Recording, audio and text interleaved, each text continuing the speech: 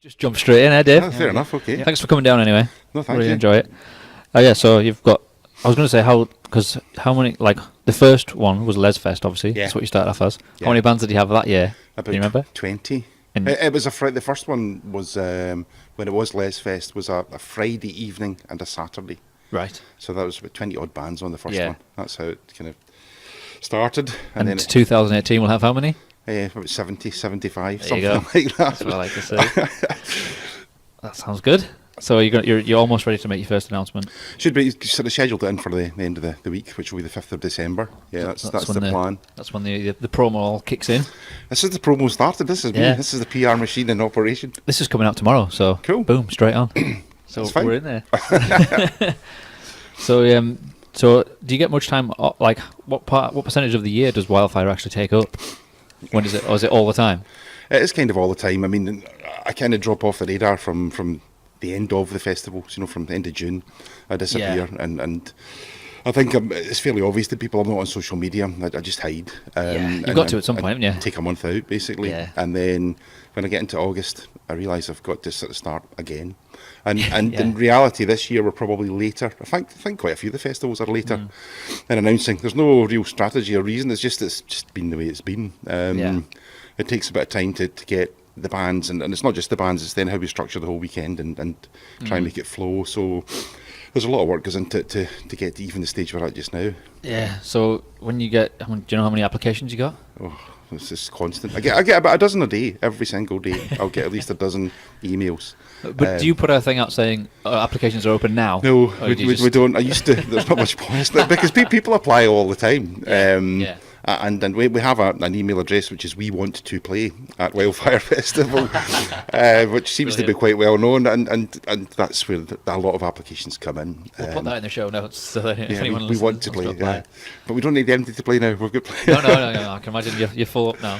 No, So not quite. do you personally listen to all of them, or do you have help chousing the bands? I used to go out and see nearly every band that I booked. I wouldn't book I a band remember. until I'd seen them. And the easiest way to do that was to go to other festivals. That's true, No, yeah. I'm quite happy to sort of plug them. I've been to SOS and I've been to Yeah. obviously the Hard Rock Hells and these type of things. Yeah.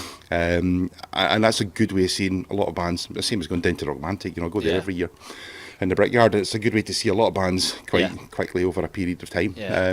But other than that, mainly I will listen to everything I get. And we've got other people like you probably know these guys like Bruce Fleming, Steve Fleming, Yeah. Dave Jemison, Fee. They're people that are out and about at gigs. They're as like well. your eyes and ears on the ground, aren't they? They'll give me a wee heads up on bands that are worth seeing. Yeah. And I trust them. If they say there's a good band, it's That's usually good. a good band. That's good. That's what you need, really, isn't it? 'Cause you Yeah, it can does do all help. yourself. I can't do. I've done about 6 or 7 gigs in the past 2 weeks. I'm kind of gigged out already, and there's been some good, bad, and well, people know where I've been, so I better watch what I say. It's part of the process, though, isn't it? It's Yeah. got to be done. It has to It's be like done. your homework, isn't it? It is, yeah. But so I'm guessing you're excited about next year's lineup. Yeah, always. I mean, it's difficult to get, say, the balance right.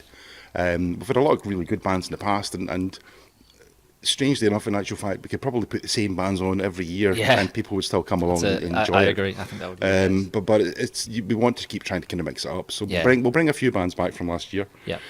I think there's about 4 or 5 we're going to bring back on at different times of the day and kind Yeah. of put them up the billing a bit. And then I'm looking for sort of newer artists all the time. Yeah. So And also 1 or 2. We always try and bring in somebody that's a little bit better known, if you want to put Yeah, it that way. yeah, And yeah. we've tried to catch people at the right time, like Inglorious, who are on the way up, and Yeah. they're now too big for us, of course, after a year or 2. But that's fine. That's all part of the process we go through. Yeah. So looking for what's artists. when you're thinking of like so once 2018's done, when you start thinking about 19, what's the first thing you do? What's the first part of it? Book the venue. Venue, Yeah. right? Yeah. We've kind of got a sort of 3-year agreement in place with the venue, but Right. yeah, that's the kind of first and foremost job is Wiston Lodge. Make sure we have Wiston Lodge booked up for the Yeah. following year, and it's always the same weekend. It's always Right. the last weekend in June, which in actual fact next year starts really early. It's the 22nd. That's the earliest it's been, but that will be the last weekend the full weekend in June. Right. And then the following year, I think it'll probably flip over to about 27th, 28th or whatever it'll be. It'll be Right. late Yeah. on. Good So that's stuff. the first part, is get the venue nailed down. So then do you go from the top and work your way down? No, Band-wise? not particularly. No. There's a few bands we will always try and, I suppose, target as bands we want to try and put on. So that's maybe someone who you couldn't get last year. You think, right, we'll try and get. Well, there's a few like that, but also just some of the bigger names. There's a few bands just Yeah. now that are kind of making a noise on the sort of circuit, and they're sort of again a bigger level. Yeah. And they become the target bands, and even now we've still not got the ones we want, but I'm trying. Keep plugging away. Well, you're dealing with agents and agencies, and it doesn't always go quickly with some of them, because they'll be probably trying to put together, summer tours, if you like, and festival a lot of dates it's timing, isn't it, and what they've already Yeah. got, or if they're on the middle of a tour or something, or. Well, we've landed. This one was landed the same weekend as Graspop in Belgium this year, which has been good, because there's a couple of bands there that are now coming over to Europe from the States, Right. that we're kind of trying to have a go at. And if they're playing there on Friday, it's not difficult to get to Scotland for Saturday That's or Sunday. true. Or vice versa, yeah. Yeah, so there's a few of them we can take a sort of punt on this year, I hope. That's good. That's Yeah. the plan. And you do really well on your t-shirts as well. You got to wear the t-shirt. It's got to. You should have a new one. I should have brought you one down. Oh, I do well. apologise. I'll put you one in the post. I think the only ones we've got left are 2XL and 3XL. They're a bit large. A couple of sweatshirts too. But no, you were kind enough to have us there last year. And we took a room at the top of the lodge. That's nice to know. It was really good. It was perfect, because we were wondering if it was going to be too noisy, or because you need No, it quite shouldn't- quiet to be. it shouldn't be, no. because you're so high up. Yeah. it was perfect, really. Good. You can go back there next year as well. Great. So it's fine. There's no problem at all. Because it was a bit, we didn't really sort of plan it too much. We sort of like, let's just go and see what happens. Yeah. But I think if we come next year, we'll sort of plan it a bit more in advance and contact bands. Well, in what advance to do? and Yeah, I stuff. was going to say what to do. I'll drop you a sort of line with all the bands. Yeah. Quite soon. And even as we feed out announcements, I can give you email addresses, and you Yeah, can that'd be great. sort of hook up with bands to make. Yeah, because Sort of obviously schedule your I'll know quite a lot of them already, and I'm it's sure. just sometimes I won't have spoke to them much, which is why one of the reasons I do this is Yeah. to actually talk to the people that I've worked with. But That's good. like, what have we been going about? How long are we going now? Not long. That's probably the most I've talked to you already. Probably is, yeah. No, that sounds about right. I know. It's one of these things. I actually listened to some of the podcasts I said I would do. I Yeah. listened to some of them Yeah. yesterday, and I found it really interesting, actually, because it was good that you got to be that bit more, I feel like, in depth and Yeah. and it is very informal and quite relaxed. So you get maybe stuff out of people. But you go a bit deeper. It's well, usually that's a good things I thing. would have normally wanted to talk to people, but you just don't get the chance Yeah. because there's just not the time. 'cause No, there it's isn't. I mean, busy. it's the one thing I don't like about the festival is that I've hardly spoken to any bands and I've hardly seen any. Well, that's true. Yeah, there's always something. You've always got to be somewhere. I don't doing get a something. chance. I made a point this year of trying to spend more time watching bands, and I did get to see quite a few, and I had a few beers as well, which was nice. And If you can't do that, you're on festival. There's something wrong. we've got good people that work at it now. That's what I was going to say about your team, because it's obviously you couldn't do it without your team, could you? No, not at all. And that must be growing, is it? It's not so much growing as just getting the right people in now to Yeah. do the jobs, and Right. the people that are there and they've been with us now a year or two are Yeah. really, really good at it. Yeah. And if that happens, then it runs seamlessly. Yeah. And Do it you does run seamlessly. Do you want to give us some special mentions to your team? Not at the moment, no. Maybe next year. yeah. I'll mention a few as we go on, but yeah, Okay. there are people that obviously work like Colin and Gordon. Well, I was going to mention Colin Scott because Yeah. he did all the branding and the. He does the branding and he does the. When did he come on board with all that?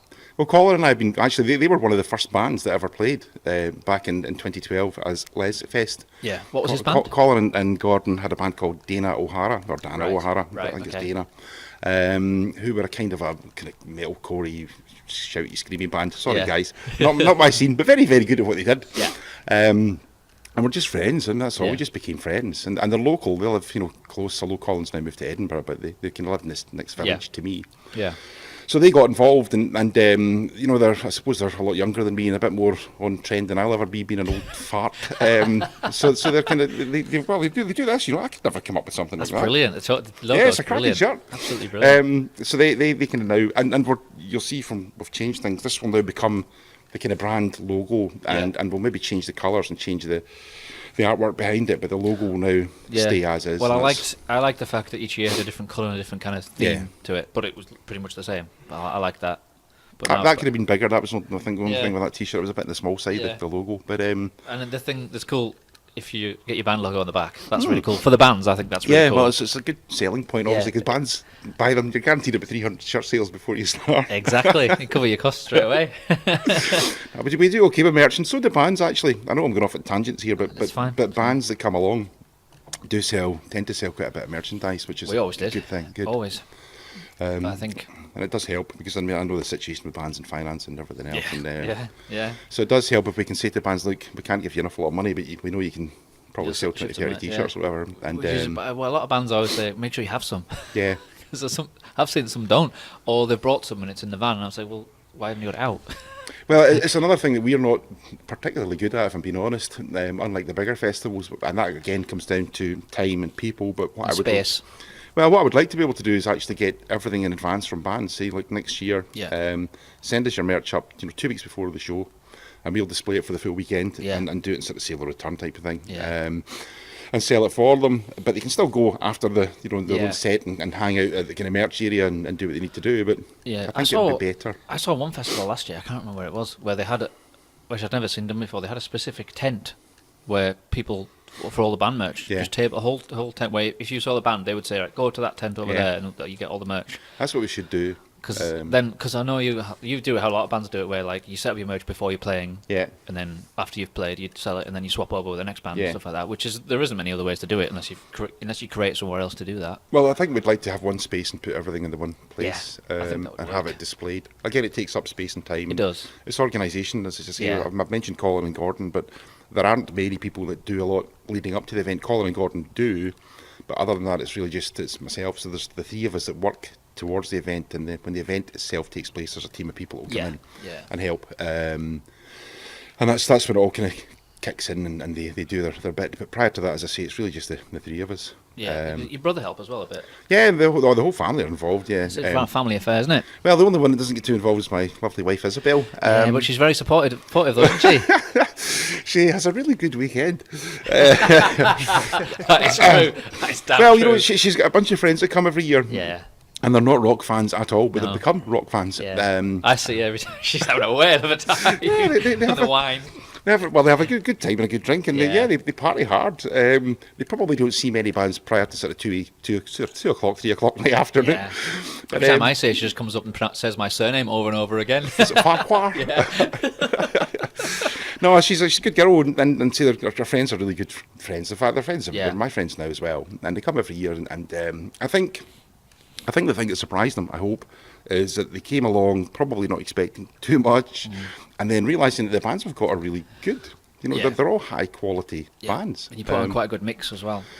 I think there was a couple of criticisms last year that were perhaps just too classic-y rocky, and that's fine. I'm going to try and address that this year. You can't. Sometimes it's just what's available. You can't always tailor it perfectly how you want it. It's just who's available at the time, isn't it? It's a little bit of that, but to be perfectly honest, I would like more what I would call metal bands. Now I'm an old guy, and my metal was Priest and Maiden and Saxon and all that kind of stuff. Yeah. And there aren't many bands doing that kind of type of music, so it's quite easy, if you like, to find 100 bands that are classic hard rock bands. There's lots of them out there, and very good ones, but the kind of, without going to kind of modern, guttural vocal metal, then that's why I really liked you guys. You guys ticked all the boxes for me, because you sang. I like singers, and I like vocals I can understand. Yeah, I think it's a balance though for you between finding bands that you like and bands that other people are popular and people are going to come to see. Well, we've got a few on this year that are a bit dark and a bit heavy. Not really my cup of tea, but I know that certain people like them and they'll go down well, and that's fine. You have to have that mix. So that's what it's because all about. we've got the two now main stages, and that's the way it's going to be set up going forward.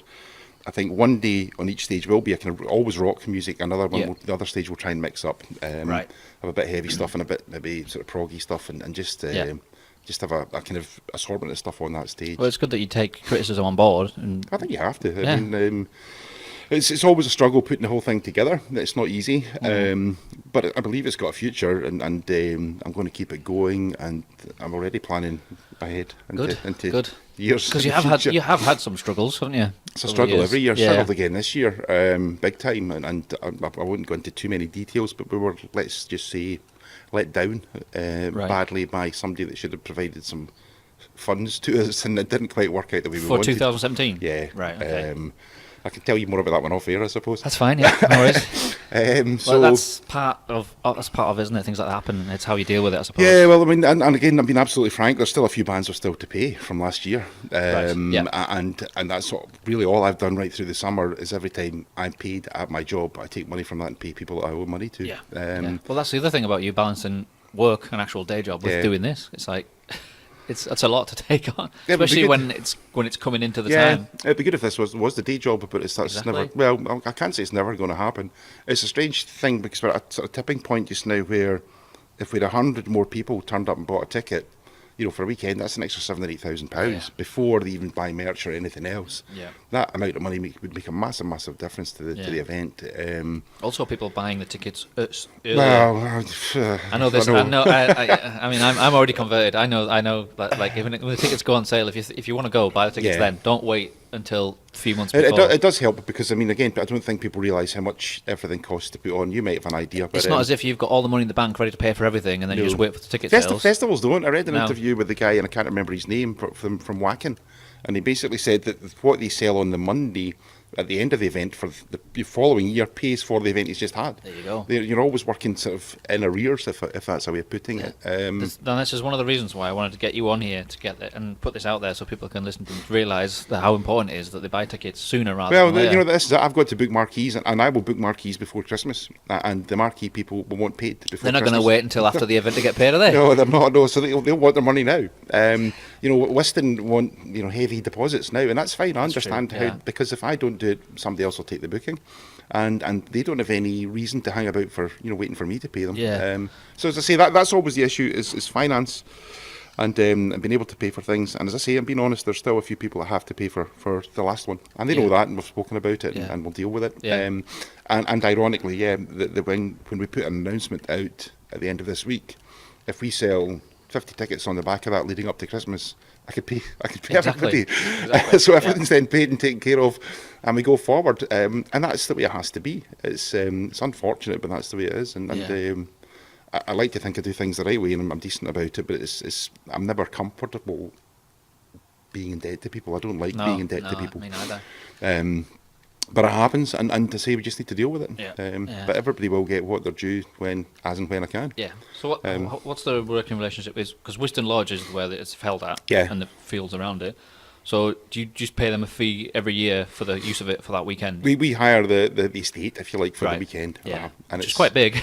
It's 53 acres. We only use the sort of field up at the lake and whatever else, and we use the whole building. Obviously, the building's the main cost.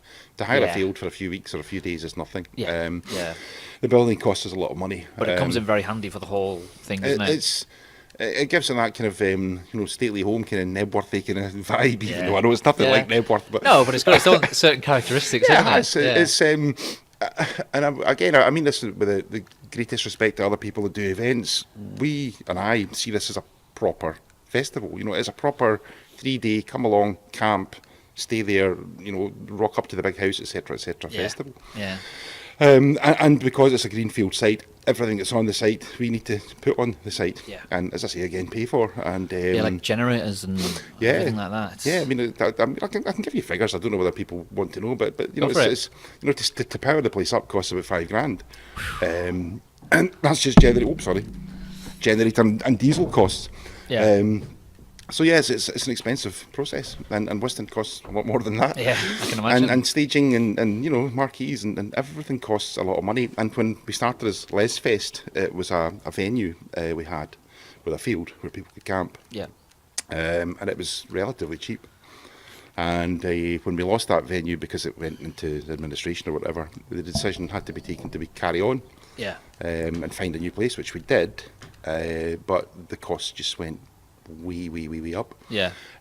So it's cost me a lot of money personally, and I've not made any money yet. Yeah. But as I said before, 100 extra people come through the door, I could certainly break even, and that would be nice. Well, this is what I was saying about if people realise that if they want their favourite bands that they're going to see, if they thought, that band might not get paid because you didn't buy your tickets earlier, sort of thing. If more people were just had that mentality of like, well, we're going, we've said we're going, so let's get the tickets now. Why wait till next year? I know. I mean, people do buy some things in advance, and you get obviously big bands that come and tour, and they sell out in 2 minutes and stuff. And, exactly. And 9 o'clock on Monday morning, you can't get a ticket. Yeah. We get people who just buy the ticket on the day, and that's fine. Again, you're always going to get some of that. I don't mind that, but these are people that come every year, and I can. Some of them are very good friends of mine. Name names, and you think, maybe just give us the money just now. It's just increasing that percentage of people who buy them earlier. That's all it is, isn't it? It'd be nice. It would certainly help. Because obviously, I'm taking it like most. You have a deal of early bird tickets. Yeah, we've got that running. running, and it doesn't really do much if you don't. You sell a few, and we have sold a few. What is the deal? How much is it? It's at the moment it's £70 Right, for the weekend, Full and that's weekend, camping. yeah. I'm going to look at the pricing structure because It's also almost £1 a band. well, it's not a lot, but that's £1 a band. Yeah, that's pretty much it. In fact, it's less than that because there were 73 bands last year. But yeah, it's £1 a band, and you're not going to please everybody with every band. But No. but I thought last year the quality was really, really high. Yeah, it was. It was really, really impressive bands. There's lots of good bands out there, though, as you know. That's the thing. Yeah. That's when it comes down to you needing your eyes and your ears to Yeah. say, people say, book this band. They're on it. They're really good. As I say, it's getting bands at the right time. There's Yeah. there's bands that we I say would like and would aspire to. Yeah. That's not always the way it works, but it's just getting that balance between a few established bands, a lot of new bands, and a few have been before. Yeah. And then there's the bands that are kind of doing well in the UK just now that are obvious, like, well, Yeah. Massive Wagons obviously are a band. Yeah. Well, I mean, like bands at that level, even if you just picked the best, like Yeah. Massive Wagons or Mason Hill or Bigfoot, all those kind of bands who are like at the top of that. If you just got most of those, you'd still be able to track a lot of people before you even get to your Yeah, Diamond absolutely. Head or your Yeah. headliners. Do you know what I mean? Yeah. So that's quite important. As Well, well. but bands like Wagons, I mean, we had them on, I think, in 2012 or 13 when we started. And they've pretty much been back every year. Yeah. We They're didn't a put them- fan favourite. Well, they are, but we didn't put them on last year because they'd been on nearly every year prior Exactly, to that. yeah, The year before that, they were the main support as opposed to Inglorious, and Yeah. they just raised the whole bar and raised the tempo, do, and they do. and Barry nearly lost his head getting carried Oh about. yeah, I saw that. Yeah, But they were the first band that I remember we playing with. We were just like, whoa, we've got some work to do. Do you know what I mean? Like, really gives you a kick up the arse Yeah. that you need. I think. That's a good thing, yeah. Yeah. It's healthy, but no, they're the kind of band out they've come up. They're coming up to a level that again probably for us will become difficult to book in a year or two. But that's potentially. why That's good. That's that's fine. why you've known them when they were Yeah. further down and they're working their way up, and you Yeah. keep that working relationship. So hopefully, if they did get to that level, they do you a favour. You know what I mean? That's right. I'm looking at the microphone as if it's going to tell me something here. Yeah, and we'll put that one down to Terry next time. You should get Terry in for an interview. Yes, yeah. I'd like to. Yeah. I'd like to speak to Terry and get Massive Wagons on themselves. Mm.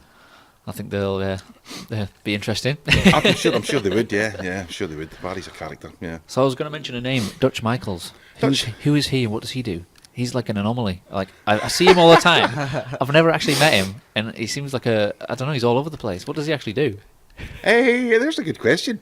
Dutch is just a friend of mine. That I can't even remember the full story how I met Dutch. It was probably 2013, I think.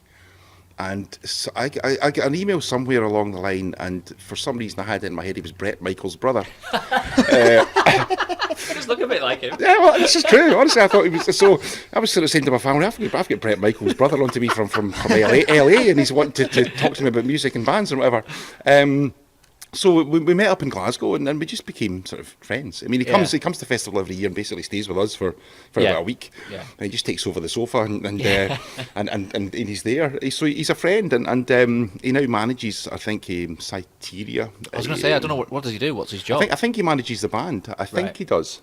He's certainly always out with them. Because I see, like I follow him on social media. He's always like in LA or something. Or Yeah, he kind of moves between London and LA, and occasionally Lismahago. yeah, and I've seen and him. Glasgow. I've seen him put posts up from years ago. Yeah. He's been with some pretty big people in the industry. He was kind of road crew manager, whatever, for Joan Jett. That was his Right. kind of background. So he worked with Joan Jett and the Black Hearts for years. Right. So he's well known in the industry. Yeah. Everybody knows who he is. Yeah. It's just I didn't know who he was. Yeah. But no, that's just a friend. That's as much as I can say. He's just a really good friend. Yeah. He's a very kind man. He would go out of your way to help you, and he has actually helped us in the past because, again, being absolutely honest, we came a cropper last year. Where we couldn't afford to pay for the toilets and showers that were getting delivered that kind of morning, and Dutch bailed me out, Right. and he said, look, I'll just stick it on my card kind of thing, and I'll pay for your lose, and I paid him back, and that was fine. But again, that's the whole cash flow issue that I have going back exactly, to. This will be a exactly. recurring theme through this. Yeah. If people bought their tickets in advance, I could pay for the toilets in advance. There would be no problems. So it's always it is a problem if you don't have lose, but we did get them, and Dutch paid them, and we sorted it out. Well, maybe it's next summer then. I might see if he wants to come on the show. He's I'm sure he'd have a story to tell us too. He's full of stories. He's a Yeah. character. He's a really, really nice guy, a lovely guy, and a friend of the family. Good stuff. And that's what we would consider him now. He's a family friend, Yeah. and he won't come to Scotland without kind of dropping in to see us. And Yeah. whatever. And Yeah. Where's he from? He's from LA. Yeah, From LA, right. I'm pretty sure he's from LA originally. Right. So he's got a kind of really strange American-y, London-y, occasionally Scottish mixed up accent.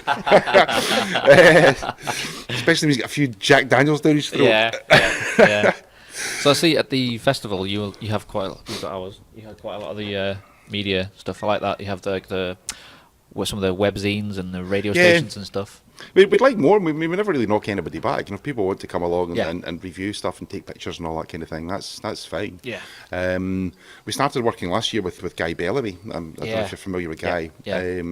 So Guy did a bit of PR for us as well, and he's got a PR team down in London. Because what does he present on? He's on. He does he's on Meridian, which he does kind of great music stories. Yeah. Guy's also become a really good friend, and now Guy and I work, I would say, quite closely together. Where's he based? He's based down in Sussex. Right. Okay. So he's got a lot. He does a lot of his stuff through his own radio show. He does a lot of band interviews. Right, so he's actually, again, he's very much an eyes and ears kind of guy for us. He'll sort of say, heads up, look at the Taro Rats or Florence Black or blah blah blah. And he'll go through all these bands, and we'll check them out, and invariably we can book them. Yeah. And vice versa. I can say to him, look at Black King Cobra, look at Mason Hill, look at some of the Scottish bands. And then they get interviews and radio play and stuff down there. So he's good to know. And he sponsored one of the stages last year under the Great Music Stories kind of banner. Yeah. And that's something we're going to do again, I think, next year. And that will be very much the kind of classic rock bands. That will focus on the rock side. Yeah. And it'll be mainly bands that he features. So it's good for the bands, good for us, it's good for everybody involved. And we have a couple of other plans afoot, I think, for the future. So good stuff. We need to meet up, so I think we'll do that over Christmas or something when we've got some downtime. So as it stands for 2018, how many of your 73 bands have you got confirmed, would you say? About 45, I think, at the moment. Have you got the headliner sorted? No. Yeah, well... Some, yeah. Okay. Because we've got the two main stages, which are the same sort of format, there technically are two headliners each night. But obviously one band will go on one last. has to be billed top, doesn't it? But one will get top billing. Because you don't want them if they're two really good bands, you don't want them to clash either, do you? Well, no, but the way the stages run, it's one band finishes, one band starts. That's what I liked, because last year, was it last year or the year before, when we ended up headlining the main stage because who couldn't show up, who couldn't get there? Can't remember who it was now. Tim Owens. Oh, right, okay, yeah. Tim didn't get into the country. Yes. No, he didn't, did he? No. Well, that worked out good for us, obviously, because we got to end up headlining the main stage. Yeah. But then also that means we got to see Bounce, that band, what they called?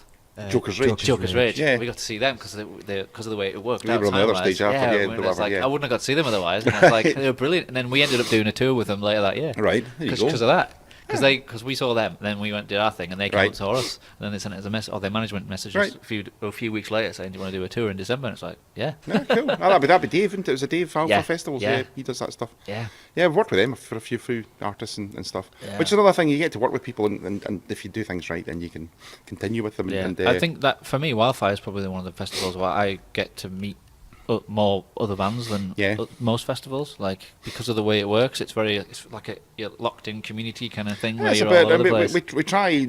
It's a kind of disappointment for me, but we try and encourage bands to stay for the weekend as much as possible. Yes, but you do get bands, and in other circumstances, but bands that will literally turn up, play, and go, and you think, really? Yeah. You could have maybe hung about for a bit of time. Because the first time we did it, you had us on the outdoor stage at 2 o'clock in the afternoon on the Friday, which was great because then we stayed the whole weekend and we just got drunk. That's okay. It's brilliant. Don't mind that at all.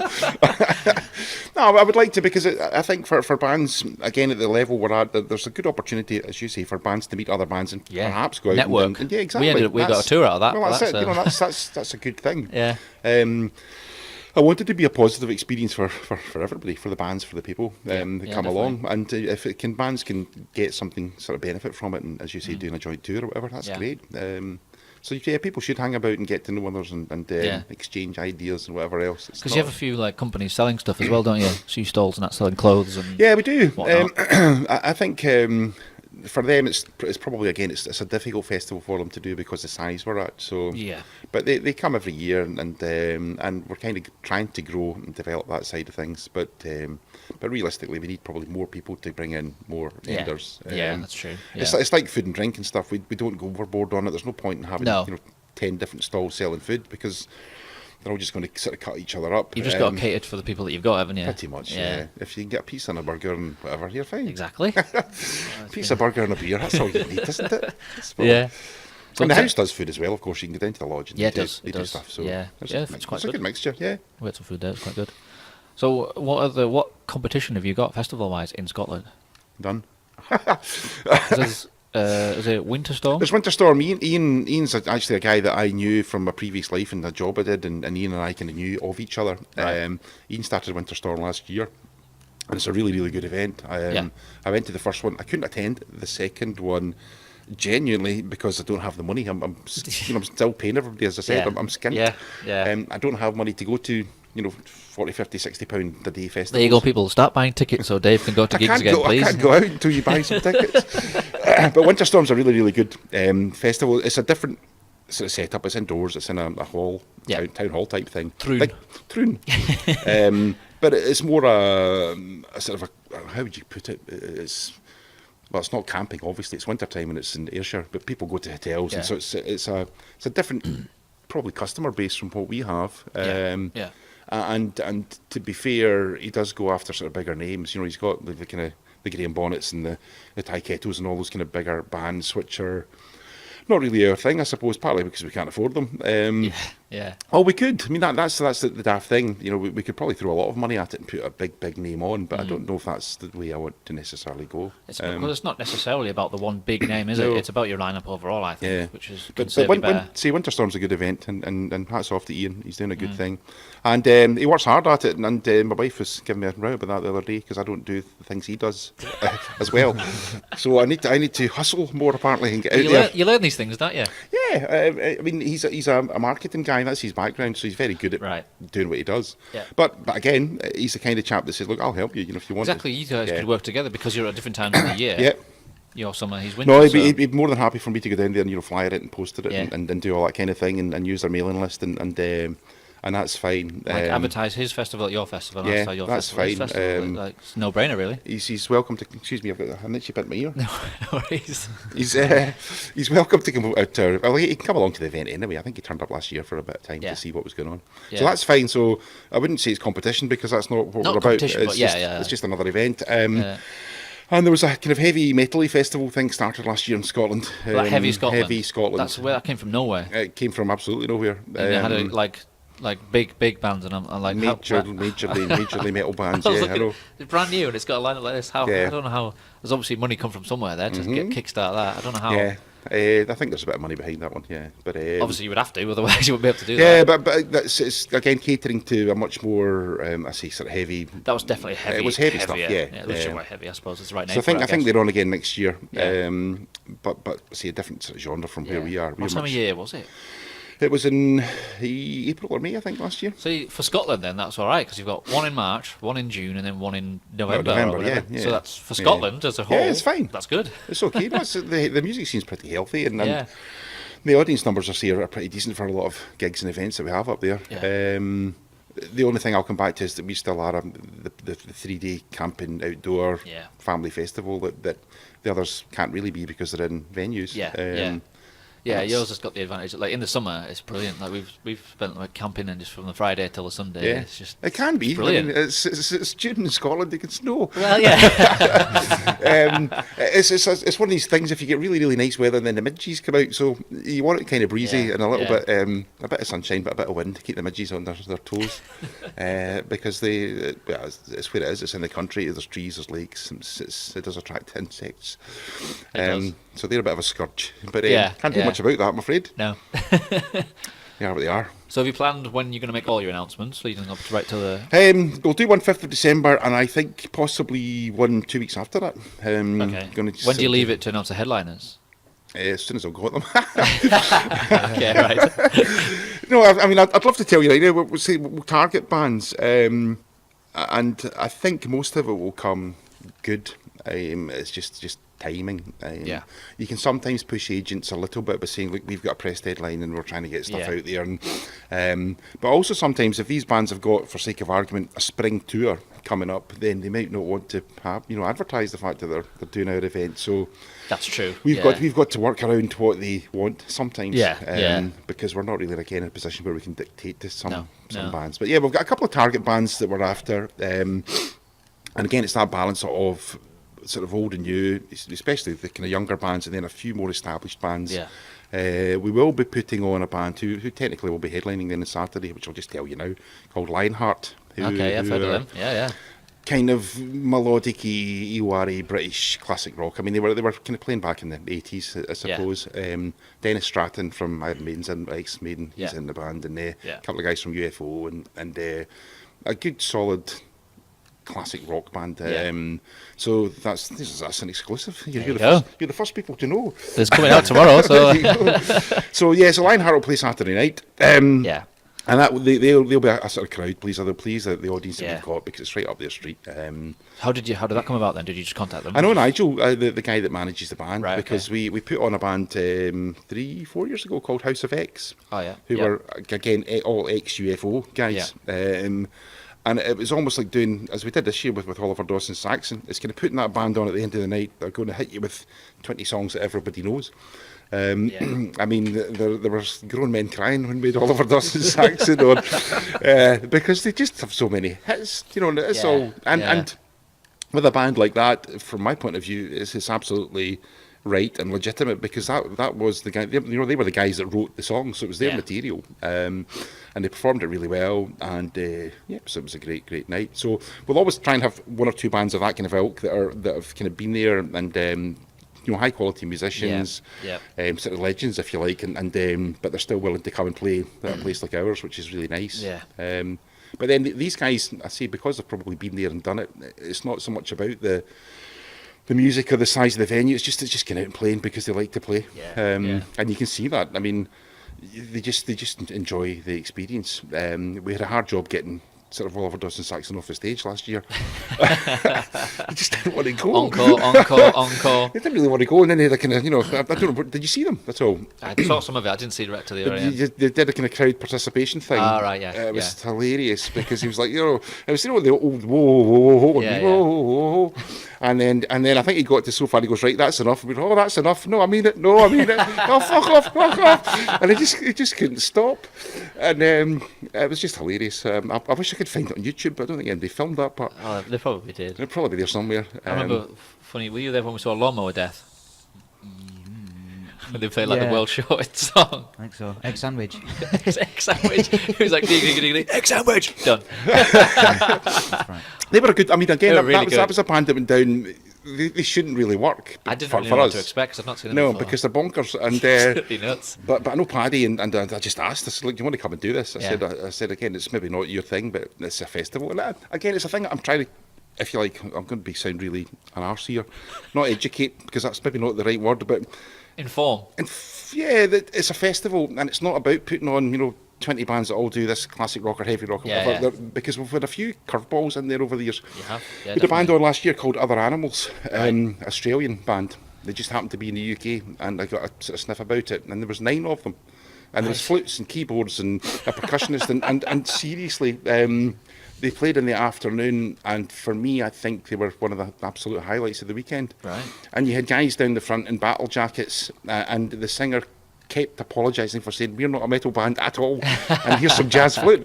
And people just bought into it because it was a good experience. It's a festival, and it's just, as long as the musicians are good and you can see the performance, they were kind of feeding off the crowd, and vice versa, and you could just see it just clicked. It was one of these things that I thought, hey, I'm a technical or tactical genius. I've booked a fantastic band in a perfect slot in the afternoon. But it was just a happy accident, as Bob Ross would say. That's all it was. But they were really, really good, and I'd put them back on in a minute. But it's not easy getting 9 folk over from Australia. No, it's a bit pricey. So 2018, how many is that? How many wildfires is that? That'll be the 7th one. Well, there was 2 Les Fests. Well, that's what we're going to ask. To explain to people who don't know. where did the term? Well, I live in a little village called Lismahago or Lesmahago. Yep. And it was the Lismahago Music Festival that I had this daft idea on the 30th of March 2012 to run a I festival. was going to think, whose stupid idea was it?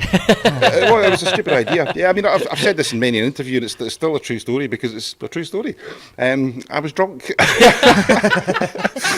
Here we are. You still drunk now?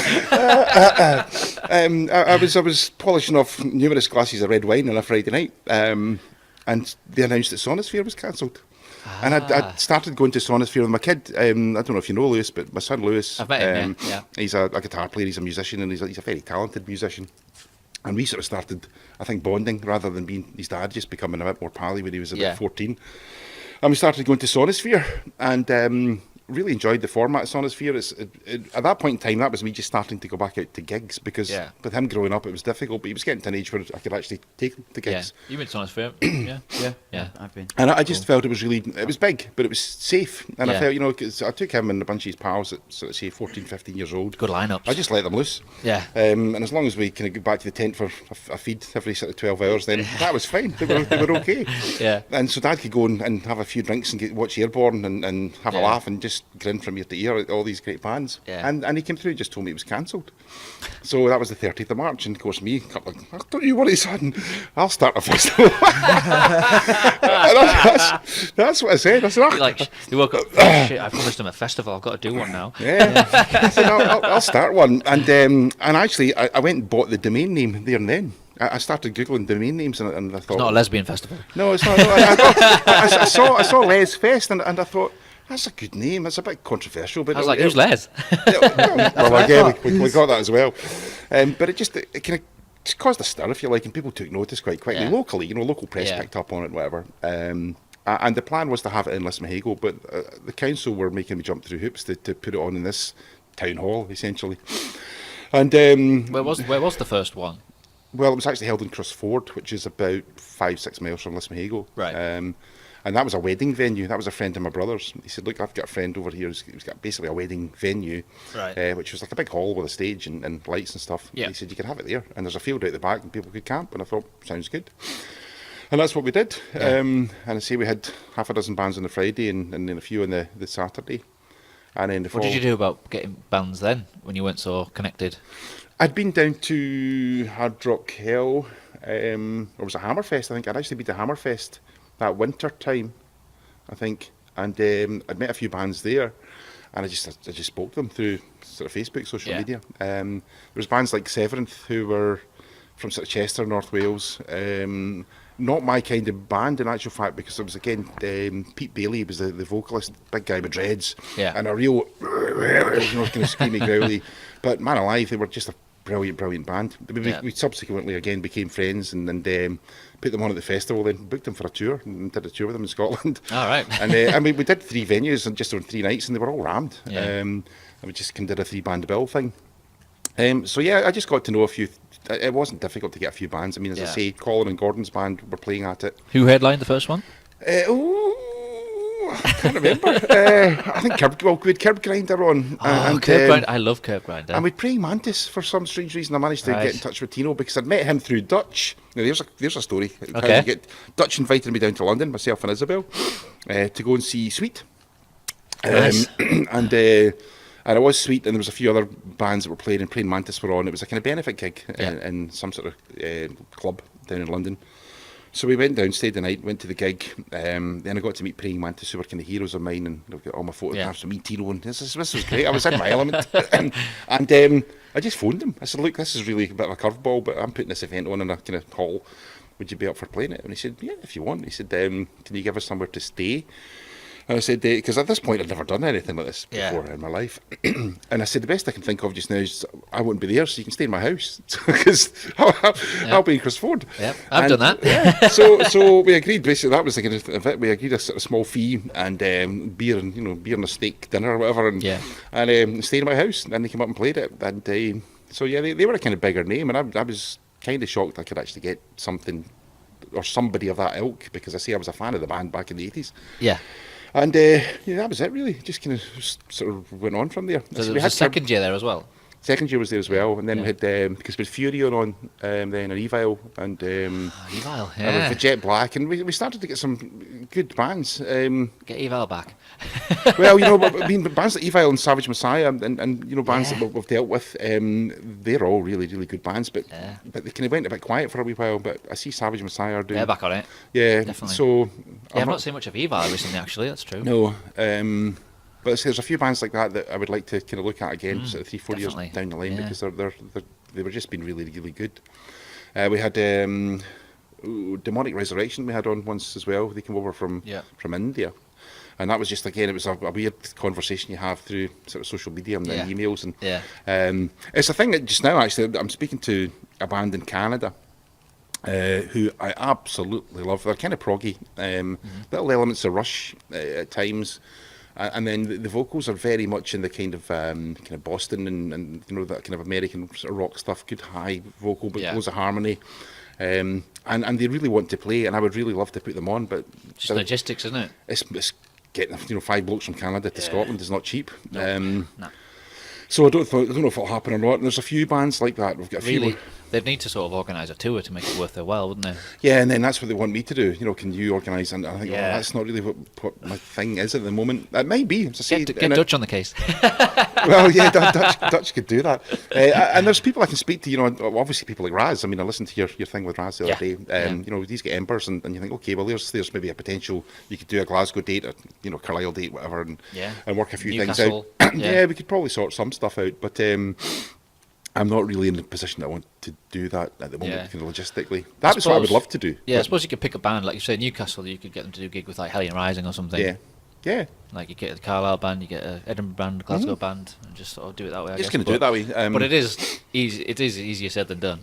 It is, and you'll know yourself that doesn't guarantee they're going to actually sort of make any money. You know, it's not necessarily going to help them. No, it might need to bring merch and everything like that. It might make it more of an enjoyable experience for them to do. Half a dozen dates. I suppose going to another country, would you expect to make any money on your first trip? Yeah, well, probably not. But it is just the experience of playing in another country. But it'd be good to get them on. But we've got a couple of bands from abroad booked this year. Booked that's one good. From Italy. Good, that's good. Yeah, they are good, and and we've got a band from Finland. Going more international now. We've always had a few bands from overseas in Europe and whatever else, but there's again it's expectations, and you can get some bands who are over there and say, look, we've looked at it and it's going to be €350 for flights, for sake of argument, and if you pay that, then we'll do it. You think, well, that's great. Yeah.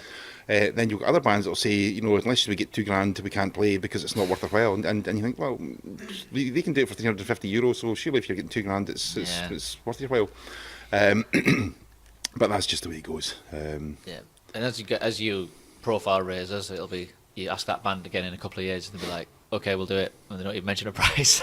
Well, strangely enough, there's a band that we asked to play 3-4 years ago, and I probably can say this because I'm not going to name the band, but we got copied back an email from a person in the band, the singer of the band actually, basically saying, why would I want to go to Scotland to stand in a field full of turnip munchers or something like this? And honestly, it was really, really insulting. It was like a field of farmers and sheep and turnips, and not interested. And 3 years later, there was. They were desperate to play. Well, there you go. That's how it works. And I just sort of said no. Take it as there you go. Yay! Well done. So I won't name them, but they're actually quite a big band. I mean, they would be a good name to have. Just take that as a compliment, I would. Yeah, well, they're never going to get near us, so that's fine. That's just the way it goes. I don't forget. Lesson learnt there for everyone. Yeah. Don't call us turnip munchers. Don't burn all your bridges, because you never know what happens. But yeah, it's you get people like that. So anyway, going back to your first two. Obviously, Curb Grinder. I love Curb Grinder. Yeah, Curb Grinder. Yeah, they're unique in that the drummer is the singer. Yeah, Johan. They're a 3-piece. Yeah. How did you see them play sometime? Or? I saw them as well. They were actually. I saw them down in Hammerfest, Hard Rock Hill, one of those places. Yeah. When that actually came on, when I first went to the Hammer, I think it was Hammerfest rather than Hard Rock Hill, and it was down in Wales in Pwllheli or wherever it was. Yeah. And we went there. My son went there and some of his friends, and there was, I think, they had sort of 3 stages: a big stage, a smaller stage, and then one called the Queen Vic, which was a pub. Right. And the pub stage, that's where I went. I thought, I'm not really wanting to go and see the big Yeah. bands on the big stage because I want to see sort of new stuff. Yeah. So I spent, this will sound good, I spent most of my day in the pub. Well, that's not what I hear from you. Watching these bands. And yeah, Curb Grinder were one, Seventh were another. Trucker Diablo were on that stage as well. Yeah. And I thought that there was just some killer bands on this little stage. And it's much more intimate and in your face. And, Yeah. and I think when Curb Grinder came on, I don't think I've ever smiled so much at a gig because Johan, strangely, was the drummer, but the front man, as Yeah, you say. yeah. And it kind of worked. It does work. It does work. Because his audience interaction was fantastic. And they didn't take themselves too seriously. No, but they'll have a laugh. when they rocked, man, they really... The songs are brilliant. Absolutely brilliant. So I met their manager, actually, a guy called Nick Priest. Yeah. So Nick was their manager, and I booked him. And then Nick managed Wagons as well. Because they're London, are they? Curb Grinder? Yeah. It's quite a travel. So Nick did a wee bit of work with Wagons, and I got to know Wagons as well through him. I don't know, he's disappeared off the radar. Nick, I don't know what happened to him. Right. But it does happen. People move on, change, and whatever. But yeah, so we had a couple of bands like Curb Grinder and Wagons and Seventh and Fire. I can't remember their second name, but basically Mick from Bigfoot's band. Fire in the Empire. Fire in the Empire, Yes, that's the one. Yes, I used to love them. I've still got the T-shirt. I was thinking I've got one as well. Yeah, Yeah. we had them on, and I got to know sort of Mick through that. Yeah, he's a good laugh. Yes, he's a good fella. They all are. They all are a great band. A great I bunch saw of them the other lads. night in Glasgow. Went to see them. Oh, yeah. They played the Hard Rock Cafe in Glasgow. They were going to come in here actually, but we couldn't work it out schedule wise. But I'll get them on at some point. The only thing I would say that kind of let them down, and I don't mean this again in any bad way, but the stage was too small for them. Yeah. Well, There are 5, aren't there? There's 5 of them, and they're almost like a stadium rock band. They move around a lot. They need a space. Especially the singer Anthony. Yeah, well, exactly. He was kind of stifled. I think they stuck between a bass player and a guitarist and couldn't really go anywhere. Yeah. And they need a bigger stage. So it was a good gig. In more ways than one, they should be on a bigger stage. Absolutely, but I think they're going the right direction. There's a core group of them, isn't there? They're all just sort of. There was those kind of bands from I would say sort of 2012, 2013. Yeah. Doing some of the smaller festivals that are just starting to break now. It's overnight success, isn't it? Was it 5 years, 6 years? Some of them just like and the Amorettes as well. I remember from 2014 when they were the special guests at Highway to Hell, which we played. That's when I first met you, I think. It probably would have been, yeah. And I'd never heard of them, and then from then, when I saw them, that's all I was ever hearing was this Amorettes. There's this because I think they'd done a couple of albums beforehand, but they hadn't really got far with it. And then I don't know what it was with this particular album. I don't know if that when they got involved with Martin Jarvis. I think so. And obviously, Martin knows a lot of people, and Yeah. I think they get put out in some quite good tours. I think It's supporting bigger bands. Get in front of different audiences helps. I haven't seen them for a wee while. I mean, I did see them in Glasgow a year or two ago. Yeah. But that was the last time I saw them. Yeah. Good band. But yeah, there was a lot of bands that just kind of came out of that period of time, and the same hours just seemed to sort of getting the reward a bit through hard work. That's there's no magic formula to Persistence. this. They've just stuck at it, and gigged. Just got better and better. Yeah, absolutely. Better songs, better production, better live performances. It's the one thing that if I'm going to put some information out there, I suppose for bands and I will go and see a lot of bands. For me, at the moment, still, what lets down a lot of really good bands are just lack of good songs. They might have 5 good songs in the set, but they do 10 songs. You think, well, don't do 10, just do 5, because you've got 5 good ones. But that again comes through time and experience. I also think a lot of times you see bands, the order of their songs didn't quite flow very well. Sometimes I'll see a band come on and open with quite a slow song, and I'm like, shouldn't really. And then the next song's something really heavy and fast, and you're like, you should have opened with that. I know that again. It's an experience thing. That's what you learn as you go along, isn't it? Stagecraft and learning. Yeah, you just got to keep playing and learning and going to watch other bands and picking up information from them. I also think like what you said about taking on board criticisms or people's suggestions or ideas, or not thinking that you've got it all sorted from day one. But that's for me what lets down. There's still a lot of young bands. It's just enough material that's strong. But that just comes through time, and that's sometimes why we would book a band. And again, I won't name names, but there's a band that were happy for 2 or 3 years, didn't touch them. Put them on recently, we're going to put them back on again, and they've just come on so much in the past 2 or 3 years, and that's all it is. It's just time, experience, and every learning. band takes a certain amount of time to just click and turn the corner, and then they're on. And now there's some really really good bands out there doing. Again, it's not overnight. They've worked hard at it to get to where they are, and that's the way it is. It's paying your dues, they used to call it. So how many Let's Fests was there before it turned to WildFire? 2.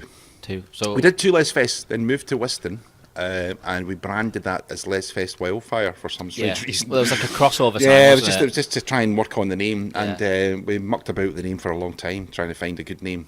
And You realised you already had it, really. well, WildFire's it's a good name, yeah. Yeah. There's, If you Google it, there isn't much else. there is another WildFire sort of festival, I think, that's a bit dippy. Is it in another country though? No, it's in the UK. Okay.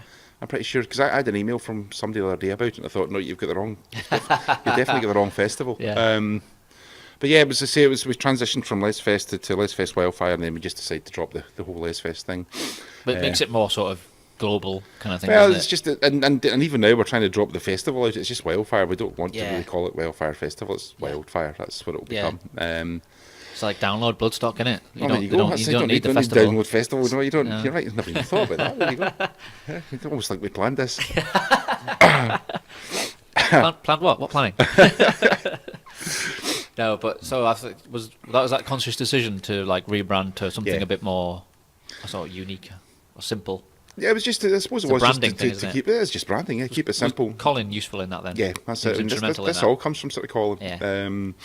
He's, as I say, he's much younger than me, and he's getting maybe more of a kind of a hand. Is that of what he what's- does? The sort of graphic design stuff? Is that what he does? No, or- he's an electronics guy. Okay, right. He's a very highly skilled, talented, and highly intelligent young man. Right. And he does his own YouTube thing for CS guitars. Yeah, 'cause I've he, seen it, he I've builds seen it, he yeah. builds guitars. Yeah, he's very good. And he can what's sort of there's a word for this, but I can't remember what you do. Where you basically take something and pull it apart and Tinkering. yeah, well, okay, I suppose so. Yeah, Yeah. Take pedals and stuff and Yeah. destroy them and test them and rebuild them and, Yeah. and change things. And he's a clever lad. So yeah, Colin sort of took on the whole mantle of like I'll do the graphics and He's done a good job. Very good yeah, job. he has, and I'm the bane of his life because I still go off at tangents and do things myself. And then he'll give me a row. And he's quite right to give me a row. He'll say, no, don't do that because we're trying to have a branding here and it's not professional if you do that. Does he message you and say, stop making decisions when you're drunk? No, not so much that. I'm only drunk on Fridays or Saturdays. No, you see, he's good at what he does, and yeah, I do. I'm greatly indebted to him, and I do muck about with things I shouldn't. So we've now decided it's What, like festivals? Yeah, it's his domain. He does the graphics, he does the artwork, and I should just leave it alone to him. It's just sometimes I'm quite reactive to things, and I might want to put information out quite quickly, and I need to go to him, and I don't want to put pressure on him, although he's generally very fast anyway if I need something done. Yeah. But yeah, I do kind of go off message sometimes, and he doesn't like that. But he's right to tell me it's his domain. I gave him the position, and it's his responsibility, so he doesn't want me mucking about with things. So I try not to. So our social media becomes a lot more kind of focused and polished, and it needs to less be. random. And where I used to do a lot of interaction with people, we don't do that now. We're trying to keep it a lot more, suppose, professional. But sometimes it is nice to get the personal opinion of someone involved. Yeah, not absolutely. just be too corporate all the time. No. Oh, we're not corporate anyway. I mean, that's No, not, but if you get to that sort of image, that sort of Yeah. side of things, it's good to have a personal touch always, I think. I hope so. Yeah, I mean that's the way it should always be for us. Yeah. It is a very family vibe sort of thing when you go there, I think. It's a thing I'm really pleased about because we get a lot of kids coming. You do. We had about sort of 10% of our audience last year was under 13. That's good.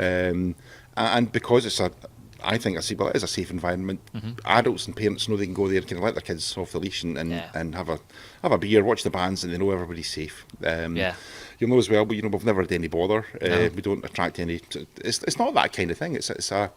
I know the locals in Wiston are a bit apprehensive when they get hundreds of leather-clad, denim-clad, hairy, tattooed, whatever people showing up. Yeah. But you couldn't meet a nicer bunch of folk. No. They're all genuinely decent. We've got no bother, no arguments, no trouble, no police. With very, very minimal security. The security we have is mainly what we would call asset security. It's just to keep an eye on the gear that's there.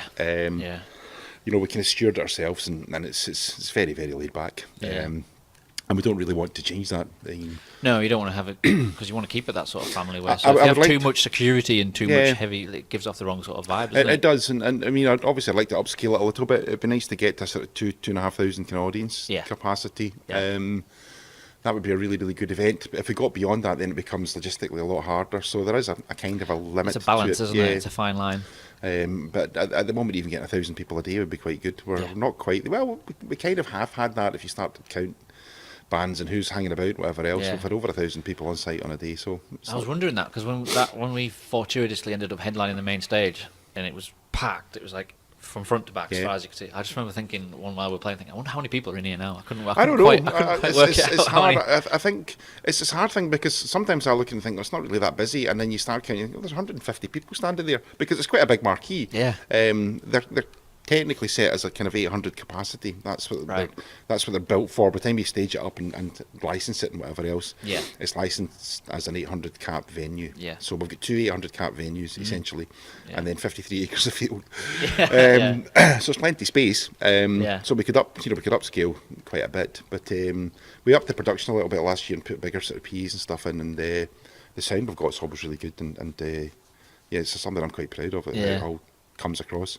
We're very conscious about volume levels, but at the same time, I want things to be clear sound-wise. I don't like things being pushed, so we use big PAs and we just run them at half capacity or whatever. Exactly.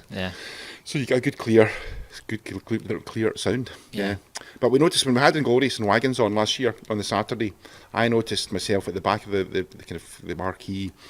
The sound we were pushing it a little bit. The sound dropped because it was full. If you get 600-700 people in there, they suck up the whole sort of sound system. So we upped the ante this year and kind of doubled the headroom on it. We could really blow the place apart, but we don't want to do that. I've just remembered when we played the first year, was it 14 or 15? We, like we were saying with the merch situation, where we did have, because we were in the outside tent, we just brought the van around the bottom of the field, pulled it right up next to the side of the stage, and just opened the side. We basically created a shop inside the van. Fair enough. Just opened it like that. It was brilliant. I was like, I should maybe have a tent here for that. that was a kind of toe in the water thing to use that tent, and it was a smaller PA, and it wasn't quite right. We did another one this year, as I say, with Moshville. And it was a kind of open fronted sort of marquee stagey thing. It would be nice to do it outdoors, but it's Scotland, and I know it's June and it should be fine. You can't rely on the weather, can you? Not really, no. So if we keep it in marquees and kind of cover it over, then it's always going to be sort of fine. So still planned to have 3 stages, I think, next year. That'll be the idea. We'd probably do more. We did stuff in the house before. We took a sort of acoustic thing we did down at the house, because we had Pat McManus play there. That was a mistake. He should have been on the big stage, but Pat came in and again just. Like the half-hour set part, and 3 hours later he's still knocking out the riffs. I think, wow. He played a blinder. There's been some really great highlights over the years when I think about it. Some of the bands I've seen. Did you document much of the festivals? Not really, as much as we would like to.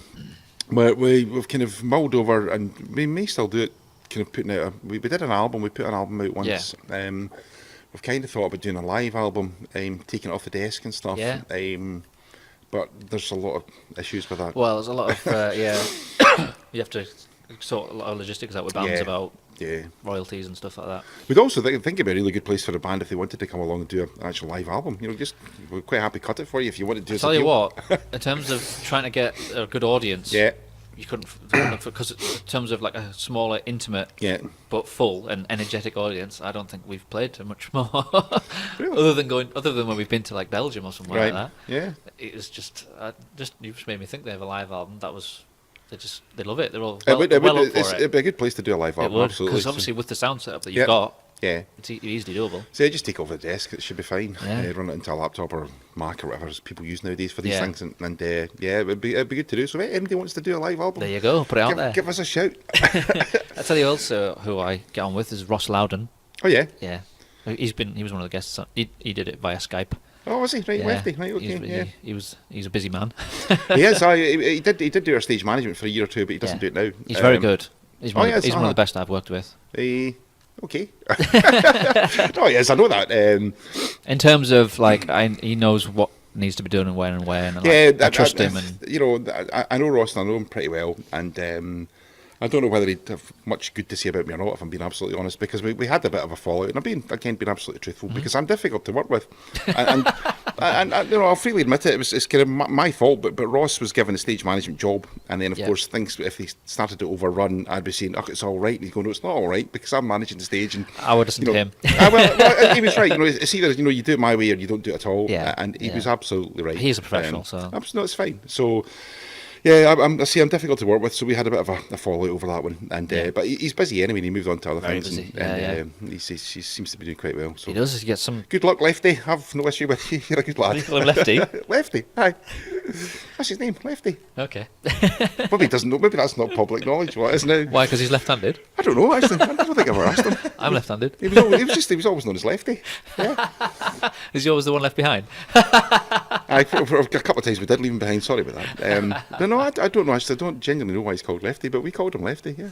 I just find that he, like you say, like he's good at what he did. And he took initiative, and like he sorted things out that he sorted out a problem before I even knew it was a problem, sort of thing. And I liked that, being able to. He kind of brought that element of professionalism we kind of need and we didn't have, because it's still very much an amateur, family, small group of people type thing that we would run the event with. How big is the group, would you say, overall? 1, 2, 3, there's about 10 of us, I suppose. There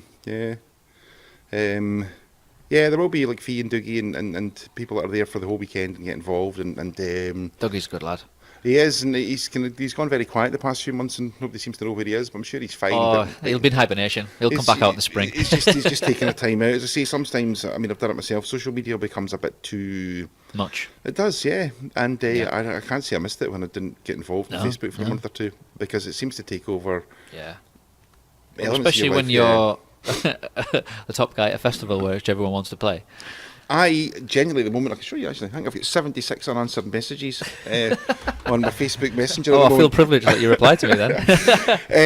It's unbelievable, and you'll see people discuss this on social media anyway, but you'll get friend requests and you accept, and then 2 minutes later, here's my bandmate, and what do you think? Yeah. I think I get them really? all the time. Not even like hello or how are you or nice to meet you. I just delete straight away. I do too. So there you go. There's another lesson. There's another tip for anyone. Don't do that. Send me something without an introduction, and I'll just bin it. What is the official way to apply for WildFire? Is there an email? Yeah, there is the email address, which is we want to play. That's a great one. We want to play at wildfirefestival.co.uk. WildFirefestival.co.uk. .co.uk. We want to play. It works. Well, there are other email addresses, but I'm not giving you them. Okay. I get too much stuff through them. Yeah. It's really flattering. It's nice, and I do. The same messages aside, which was the bane of my life, and I try to tell people, don't send me stuff on Messenger, because I'll just blank it. Yeah. I find it very impersonal. But all the emails I get, I will listen. I'll go through all the music and I watch videos and listen to everything we get. And I think you have to do that. I don't always reply to them. I'm bad at that, if I'm being honest. Right. Because I get a lot, and sometimes I suppose I should just politely decline. But and I don't want to criticise bands, but sometimes some of the stuff I get is just awful. I suppose, like, how do you politely say no? Yeah, well, it's not even sometimes the music. It's just the way the whole approach attitude to you and what they send and how they send it. There are some really professional young bands out there who put everything together on EPK and all the stuff and the details. And you can just see it's slick.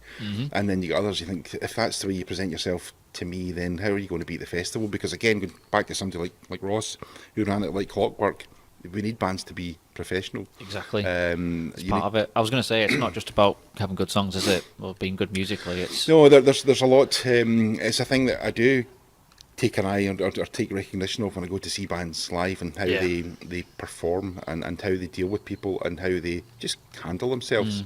And I was in Glasgow. Again, watch where I go with this one. But I was in Glasgow to watch a band, to see some bands recently, and a couple of them. I just think no.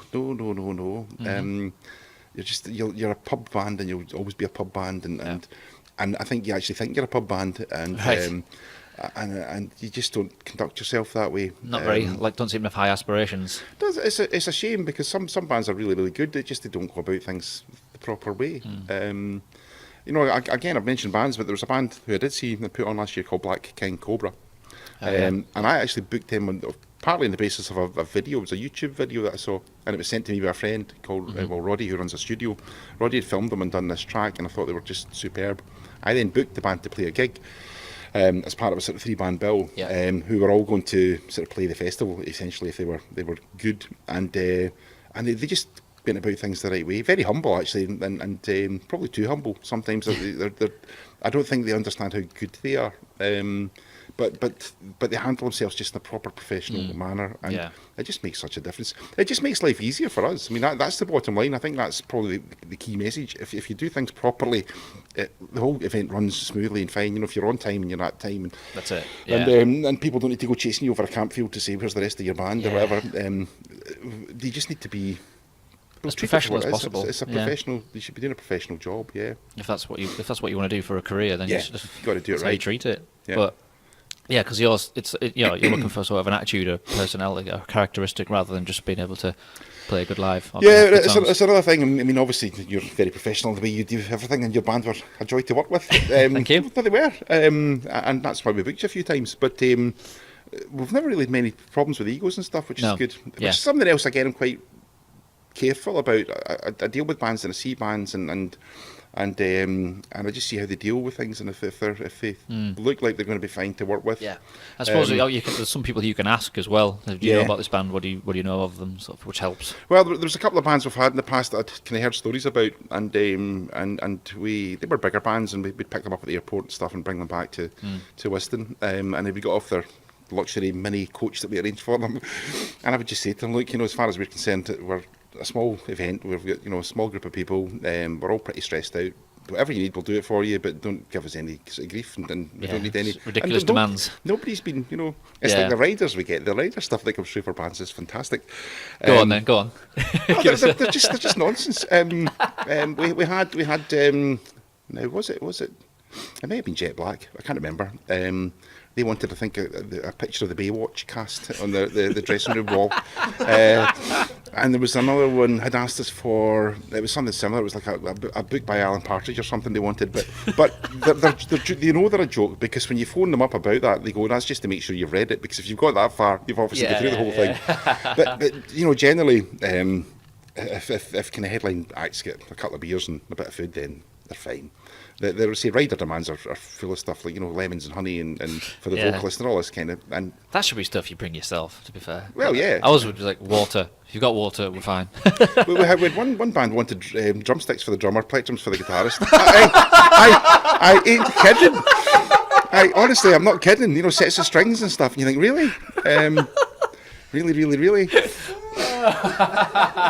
I don't. That's not. It's absolutely true. I believe you, but that's ridiculous. Yeah. Excuse me, have you got guitars, please? Yeah, well, we had a band actually left a guitar last year that took the Munsters, I think, realised. Wow. Yeah, it's strange what we get left. But yeah, there's some of the demands are a bit bonkers, but if you can't bring your own strings and guitars and yeah, have you had some? Can you think back on any funny emails you've had from bands, what you play, or they stick out that were ridiculous, or? There was actually one I'm working on at the moment who sent me a really good email because it was so bad, but it was but it was deliberately bad. It was like it was almost like kind of saying like we're embarrassingly awful, and we know we'd let you down immensely if we had the opportunity to play. And I thought that's a good way of approaching it, because they were not even, humble's not the word for it. They were so down on themselves that it made me go and listen to them. And I thought, that's really good stuff. They're from abroad, and they're a kind of black metal band actually, but there's a good chance we'll put them on. It was really deliberately bad, but it was very funny. Because they did say that they would be a miserable disappointment to us if they got the opportunity, to go on stage, and they would let us down really badly, and the fans would all leave, and it was all that kind of thing. And but okay, but it did make me look and listen. It's pretty much the opposite of what you would expect. Yes, but on purpose, it kind of works. It got my attention. There are other emails that are just to say just bad, because they're just not constructed very well. Some literally, I've had one, but I don't even know who the band was because they never put their name on it. That's it's like we want to play well. No, they think I'd love to put you on, but I don't know who you are. No links to music. There's no links. No. No links to music, and it's a straightforward process. Give me your name, give me the band, tell me a bit about who you are, and some links. Yeah. That's the starting point. But if you can't do that, and others are just kind of almost like, hey mate, we really fancy playing your gig. It looks great, and you think, is that the best you can do? Yeah. But I've also recently had one. It's probably quite a generic email from a sort of an agent, and we have handpicked this particular person for your event based on what you do. And you think, this is Ed Sheeran, that's not even close to what we want. Have you really looked at what the event is? Yeah, that's just blanket email, isn't it? And again, that just goes in the bin, because you think, if you're not taking the time to look into what we really, are... what you should do is book that person, book that Ed Sheeran wannabe, and put him on your stage to see what happens. I'd turn up and go, this is the festival your agent said would be ideal for you. They'd be shitting themselves. Put them on after some extreme death metal band. Yeah, just it's not right. I say that I can put acoustic stuff on. I say we do mix it up. I think we've put on some really interesting bands the past few years, but they don't always click with some of the audience sometimes, and that's fair enough. But it's having that kind of balance through a whole weekend. You can't just have 70 bands all playing 100 miles per hour for 3 days. It's too much. So they do kind of up and down the tempo a little bit. I see this year there's a few more kind of AORA, kind of hairy metal, kind of lighter rock bands. And I say I need to balance that up now by booking some of the kind of heavier stuff. Yeah, it's just finding them, because I don't seem to be able to come across them. They must be out there somewhere. I mean, we've had bands like Kane in the past who are doing the kind of maiden sort of sounding metal, and there's Toledo Steel, I think, are doing that kind of thing as well. There's a few bands like that, but have you heard a band called Monument? Yeah, not Monuments, Monument. Yeah, we had Monument play a couple of times for us. Yeah, they're good. Yeah. They are, I know Pete, Peter Ellis, the singer, and we've dealt with him before. Do you know his side business? The belts, he does WWE belts or something. He likes the actual belts for WWE. Yeah. No, I've seen he posts pictures up with the belts and stuff. Yeah, impressive. I was speaking to Pete the other night actually. We had a bit. As well.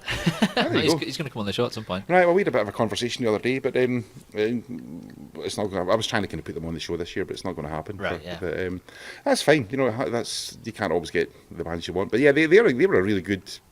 Yeah, powerful, really twin good guitars, the whole works.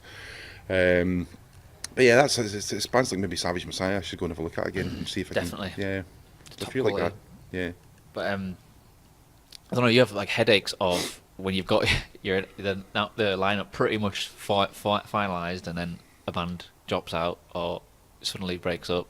And then you've got to fill a gap, and then you've got to... that must be... It usually happens the day after we print the T-shirts. Well, that is the thing about the T-shirts, because once the T-shirts gets committed, it's like... I've got every T-shirt from every year, and I don't think we've ever had every band on the T-shirt play. No. Because that's invariably what happens. We print out the shirt, and then somebody drops out. There's not much you can do about it. No. If a band's not show up because of somebody's been ill, and it's fine. One band actually got lost.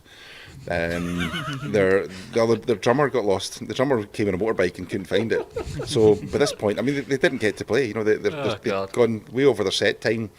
We kind of shuffle things about. I mean, again, that's a kind of a problem for Ross, when he was running the stages. And you think, what do you do? I mean, now our policy basically is if a band doesn't show, we just leave the slot empty. We don't try and fill it. We just leave it, and there's nothing happens for that half hour or whatever, or 40 minutes. You try and tell them to turn up 2 hours before the set time. Well, you should do, ideally. I say, in an ideal world, people would be there for the whole weekend. Well, but not every band can do that. We know that. But yeah, we kind of want them a couple of hours before, and then an hour before they're on stage, we want them at the stage to start looking at kind of loading in and stuff. And because we now run the 2 stages the way we do, when one band's playing, we've got that full sort of 40-45 minutes to set the other one up. Set the other stage up, which works fine. Less pressure as well, isn't it? We tried to run the backline. I mean, the backline's all provided by us, and it kind of stays constant. But as we get further up the bill, bands sometimes want to use their own stuff, which I get, I understand. Well, they've got endorsement deals. Well, exactly. So we do have to change over drum kits and stuff sometimes, and so we get later on to the night. What endorsements has the festival got? At the moment, it's been Black Star reviews for the past sort of 3 years. So we have dealt with Marshall. We dealt with Marshall as well back in 2013. Yeah. Marshall, because Marshall do obviously the guitar stuff, they do the bass stuff through Eden, and they do drums through Natal. And I think they do a lot of stuff for Hard Rock Hell. So we've contacted them in the past, and they were brilliant. And to be fair, all these guys are really good, and they'll give you a ton of gear. The trouble we had with Marshall was they needed it returned on the Monday back to Milton Keynes. and none of us wanted to drive out Milton Keynes on Monday. So we started using Blackstar, and they drop it off and pick it up, basically. That's what you want. Which is fine. Yeah. And James is the guy we deal with, James Evans. I'll give him a wee plug here, but he's a great lad. Sorry? James Evans. Right, okay. That means every band will now be looking for Blackstar stuff. Sorry, James. No, they've been really supportive. And all we basically do for them is stick their name on everything we put out, which is fine. We did a little deal last year with Clovenhoof as well. It's this rum, marvellous rum that it is. No, it really is. I'm not a rum drinker, but nice cap. But I managed to bag that. It never gave me a bottle of Clovenhoof, right enough, but I got the hat. But it's a funny thing, sort of. It would be good to have sponsors involved and people, putting stuff into the event. We don't really have that. That changed last year when we did the Great Music Stories stage, when we teamed up with Guy Bellamy, and Guy actually now sponsors that stage. Right. Which essentially just helps with the cost of putting it on. We'd love to bring other sponsors in. Yeah, it'll happen. I think it probably will. It's something I don't really go out actively chasing, and I should. Going back to what I said right at the start about hustling a bit more, and so really. Who ideally would you think, like companies like who? The logical fit for me would be Glasgow and Scotland are just about to launch a new rock radio station. Right. Now this is something that Tom Russell, I don't know if you know Tom. I know of him. He'd be good to get on your show actually. There Tom's a character.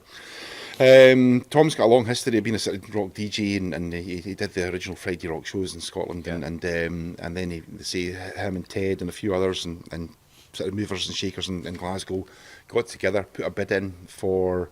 I think it became like an available, 96.3 FM sort of and digital license came available. So they put the bid in, they got it. And I think that's due to launch in January. So that'll be like Scotland's own dedicated rock sort of station. That sounds good. That would be the natural fit. I mean, I know the guys well. They've been out. They actually came out and did a photo shoot, I think actually last year before, when they were putting the bid in. So they wanted to come up on stage with a support rock radio, picture of me, them, and the crowd behind them, and that went onto the sort of social media stuff and press releases, and they had quite a few big names to do the same thing for them. So that would be quite good if you could get something like that to do a live broadcast at the festival. That's for me. That is the natural fit. If you've got a rock station, and I'll use that word. Hopefully they can get where we're going with this and what people like, because there's rock and there's rock. And there was a rock station in Glasgow before that basically was playing, Steppenwolf and Born to Be Wild and the same songs every day it just became tedious. So hopefully they can take recognition of some of the younger bands and the newer bands and mix up the playlist a little bit and bring some of the new stuff in. Because we maybe look at going live at the festival, because it's got Wi-Fi, hasn't it, at the lodge? The signal at the lodge is dreadful. The Wi-Fi is dreadful. The phone signal's dreadful. Again, it's something I'd love to deal with, but bringing somebody in, like a Vodafone or whatever for the weekend and putting up masts and stuff is really expensive. Now, if they want to do it for nothing, that's fine. I don't mind. I'll wear a Vodafone hat all weekend if they give us free stuff. But it would be really good to have a much better signal there. It's rural. That would allow more media partners to get on board. Absolutely. But there is a big cost there. It's just a very rural location. It's the upside and the downside. You need to have I think we need to have it in a place like that because it's where it is. But it comes with limitations because, again, of where it is. The location, It's only 5 minutes from the motorway, but it's still, once you get between the two hills that are there, it's a different world. It's a lost world. That's why I like it, though. It's a great place. It's a really, really beautiful, stunning bit of countryside. And it's easy to get to. It's just a sense it just becomes a problem when it comes to stuff like phone signals. And I actually did an interview with Tom Russell 2 years ago for when he had a different rock station, and it was live on the Saturday. He sort of contacted me, but I had to drive 3 miles off the site to do the interview with him, and he was going, "It sounds very quiet." I said, "Yeah, because I'm not even anywhere near the place." He said, "I was hoping for a bit of background, kind of bass and noise and drums and stuff." I said, "Well, you're not going to get it, because if I go there, I won't be able to talk to you." So it comes and goes, a signal. I think it depends on your network and stuff. But we'd like to do sort of live stuff from it if we could. That'd be cool. It would be nice to do. See, with Guy, Bellamy as well. Last year we put a kind of media team together, and he'd people up with him for the weekend that spent the whole weekend taking pictures and sort of tweeting it in social media. I can't even say that word, social media, whatever that would be. Putting it on social media. And it gives us more, I suppose, scope this year as well, because they managed to make quite a few contacts with people last year. Just kind of putting a toe in the water to say, look, this is what's happening up here. It's a Scottish thing. It's a festival. It's got bands. Here's some information, and doing like a whole press media thing over the weekend. And that was always going to be about making it better for this year, because to do that and do it professionally, then the kind of press and the mainstream press and papers, if you like, the main newspapers, see that we're doing things the proper way. And we hope to bring some of them on board earlier this year and say, well, okay, we know what you're about now, and you'd handled everything properly and professionally, so we'll maybe get behind you and do a bit more. So we're trying to do some stuff, and I hope to do some interviews on Radio Scotland and things, and and kind of do more kind of media stuff if I can. I've seen some festivals. Well, it would be good for you guys to get some sort of media company in to document the whole thing, like videos and audios and pictures and stuff like that. And so you can sort of package it and sell your festival. Say, this is what we do. This is what we've had. That's always a good platform. Well, it's another thing Colin worked on last year. We started to put sort of little videos, promo videos together. I did see some of that. And that's again what Colin he will do for us, because he can take that stuff and edit it. It does work. It does work. It's another thing we want to try and work towards, is doing more sort of little 30-second segments and put them on again Twitter and Facebook and wherever else they go. Yeah, it works. Excuse me, just to generate that kind of interest. Yeah.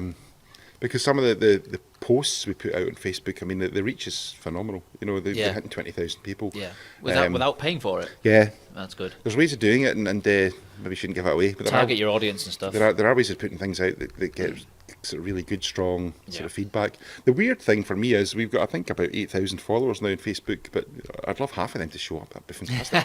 Well, that is true. A lot of them are bands, to be fair, and people in bands and stuff that were probably only interested when the year they were playing.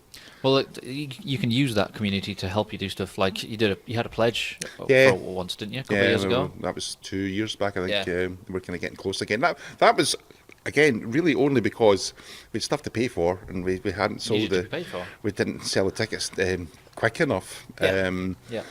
We got money in eventually, and we always do. As I say, we're still selling tickets on the day, but that's got to be the key message, is, give me your money just now, please. Because if you plan on coming, get the tickets now. Yeah, because it really, really helps. It just makes life easier to know that we can pay for everything, way in advance. It also makes less stress. That's paid for. You don't have to worry about that. It's the worst part. The month leading up to the festival is a hellish time. I don't sleep very well at the best of times, but that month is not a good month for me, because I'm under a lot of pressure. And we always kind of, I suppose, get away with it, is one way of putting it. Yeah, just get across the line.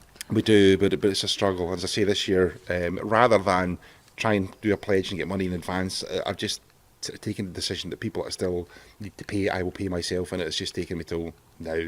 I kind of reckoned it would be January, February before I got out at all, and it will, and that's fine. Yeah. But yeah, any money coming in now would just go towards, as I say, basically paying for the loos and paying for the... it's kind of mundane stuff, if you like, but it's stuff it's very important. I don't think we tried to work it out. I don't think we used the shower block any more than 30 times last year, which is phenomenal for 1,000 people for a weekend. And it costs you a couple of grand to put it on site, but I wouldn't not have it. No. It's got to kind of be there. If nothing else, it's a place to sleep if you get locked out at night. That's true.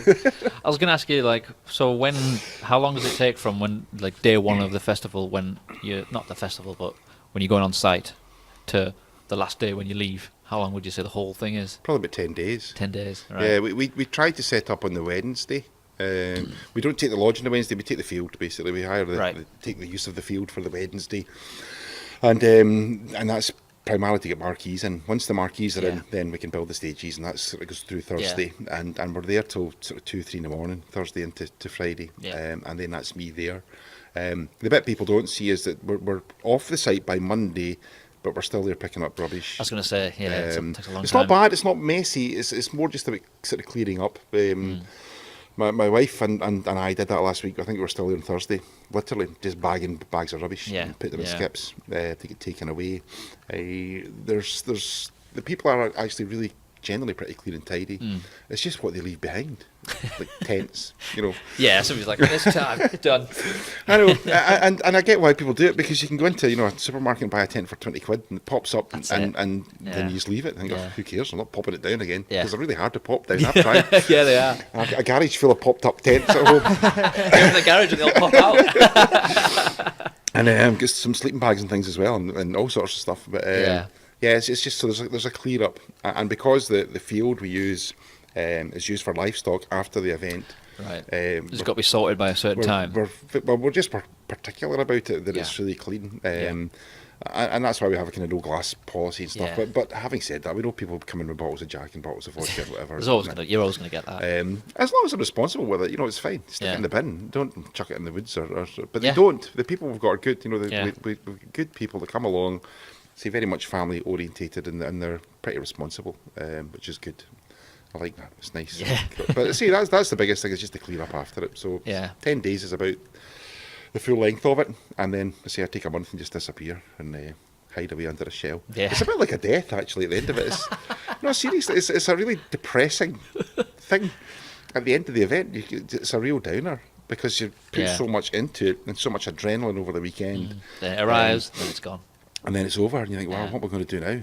Oh no, I suppose start there's again. the excitement of setting up beforehand, and then there's a kind of afterwards, just putting it away, it's like, it's done now. But it's physically draining and demanding, because there's a lot of stuff, and it's a kind of, not a play on words, because it's a heavy festival, but everything's heavy. Everything that's on site is heavy. Yeah. Not just the music. The front of house barriers all weigh a ton, and we've got to lift them and move them, and everything's got to be. So who do you hire that sort of stuff from? That comes just from a company in Glasgow. Right. Oh, I think I still owe them money, actually. Sorry. I do.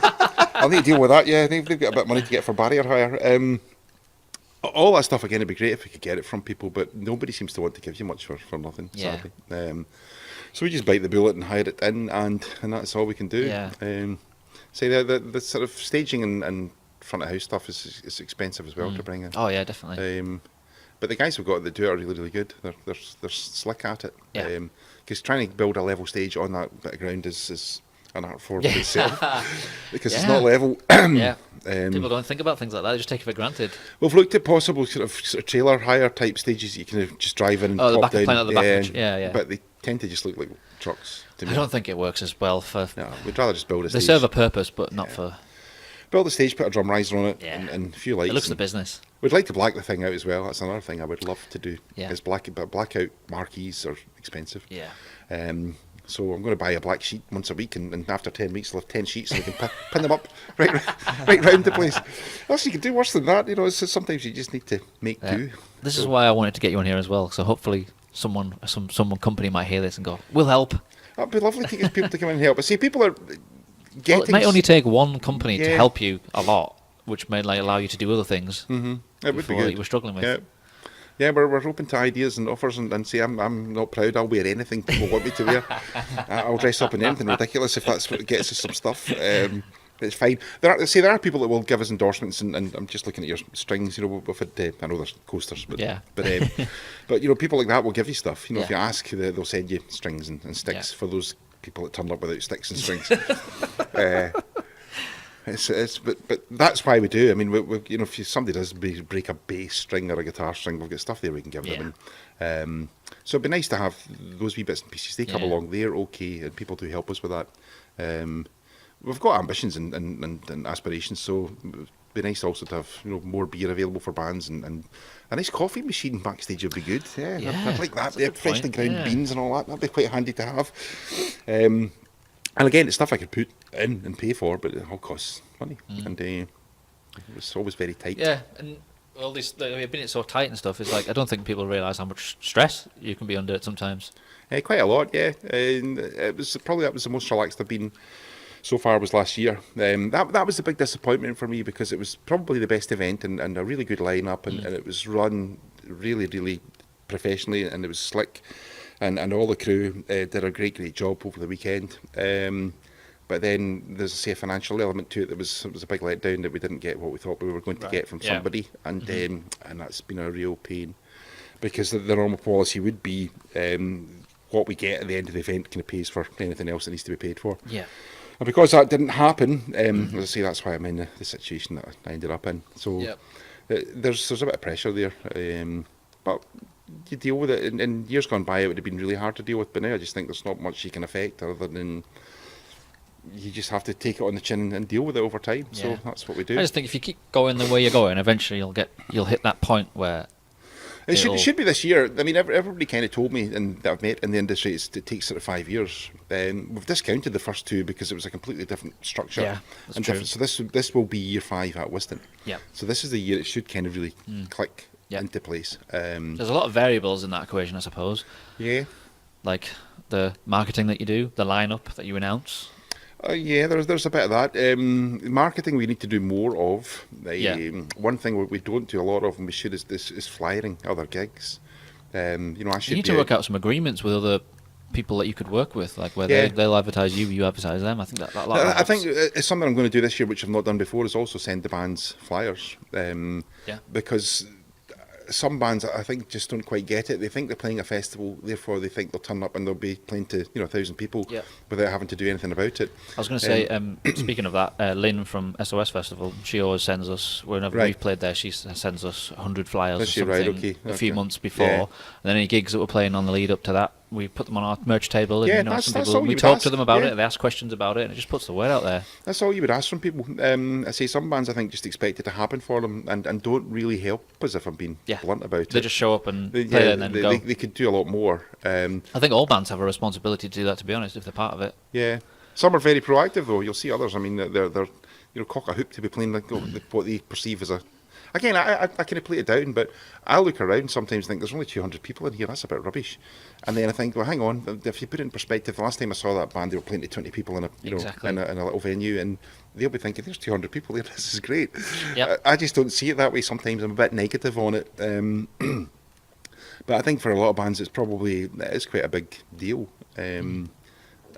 And I hope it is, but yeah, some bands could work a bit harder at kind of helping themselves out to get more people across. When you have correspondence with them, do you tell them to do things like that? Do you encourage them? We do ask. I mean, we'll do a launch this week, and the bands will be emailed the kind of flyer and the artwork and all that kind of stuff, and say, look, we're going to launch this on Friday at 5 o'clock or whatever it's going to be. If all the bands put that out at the same time, the reach would be... Well, what we really would like them to do, and you can do this, I mean, you can send them links, and then they make up their own link, and you think, what have you done that for? But the ideal way to do it is to put a social media post on, and for them to take that and repost it. Share like it. That. That's what we want them to do. If WildFire puts a post up, the band should share that. You take post that and share it, because page. then the reach becomes so much bigger. Put it on there, share it on your own Facebook. Put a little comment with it. Yeah, boom, done. That's what to do. That's how you get the massive kind of reach, and encourage people to come along. Basically, that's what you want them to do.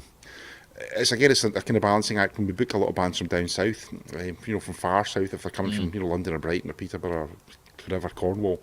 You don't really expect them necessarily to bring a big crowd of people along, because they're not from this area. But some of the bigger bands will bring a crowd in, and then some of the local bands... Just to raise awareness of the festival. Like we're playing this. It's awesome. Well, again, we think it's good, and we want people to come along for the weekend. It's not expensive. I don't think it is. I think it's in fact, it's probably too cheap, as I say. We don't bring in enough money to cover the costs. There's something wrong there. Something I need to look at. But even bands, while they're there, posting stuff on social media, saying here's a show at the stage, here's the crowd, Well, that was, again, go back to Guy and his team. That's what we tried to get them to do last year, and they did. They had Eric Duvey, a guy up came up to do photography for us, sort of officially. So there was official photographs getting put out on social media all day of each band as they went going on, and that's not something I get to see because I don't have time to go and start looking on Facebook over the weekend. But I think that did us a lot of good, because it was, I say, proper shots and proper things going out. Inevitably, you'll get lots of YouTube videos on after the event. People have taken on their phones, which are not always the best or the most flattering for things. No. But you got to live with that. That's the way it is. It's another thing I do look at for bands. I try to catch bits of raw live footage of them. Because you can tell a lot sometimes from that. And it's not, again, it doesn't necessarily always do bands justice, but you still get a kind of idea of what some bands are like when you see them. The reality of it. Yeah, sort of playing it in the raw, and some aren't maybe just as slick as they think they are. But again, that's the world we live in. Sadly, some people can take things that don't do you any favours, which is a shame. but that's the way it is. I always think it keeps you on your toes if you think someone's first time seeing you or anything or hearing about you might be a shitty video on a phone. Yeah. So if you can be as good as possible, then if you don't look too bad on that, then you're going to be all right. If you look okay in a shitty video, then you'll be absolutely fine. There's no doubt about it. Yeah. But there's been some really good videos taken at the event, though. I mean, Yeah. I've seen stuff on Facebook, and there's a good one with Diamond Head that always makes me Oh smile. yeah. And I think it's been seen about 20,000 times or something, which is It's great. can't do us any harm. That's a good thing. Exactly, No, yeah. that's a good thing to have out there. So do you try and have agreements with the bigger bands that they share on their social media? Because they They do, have they could have a huge part in. Well, again, most of them do. We've never really had any issues.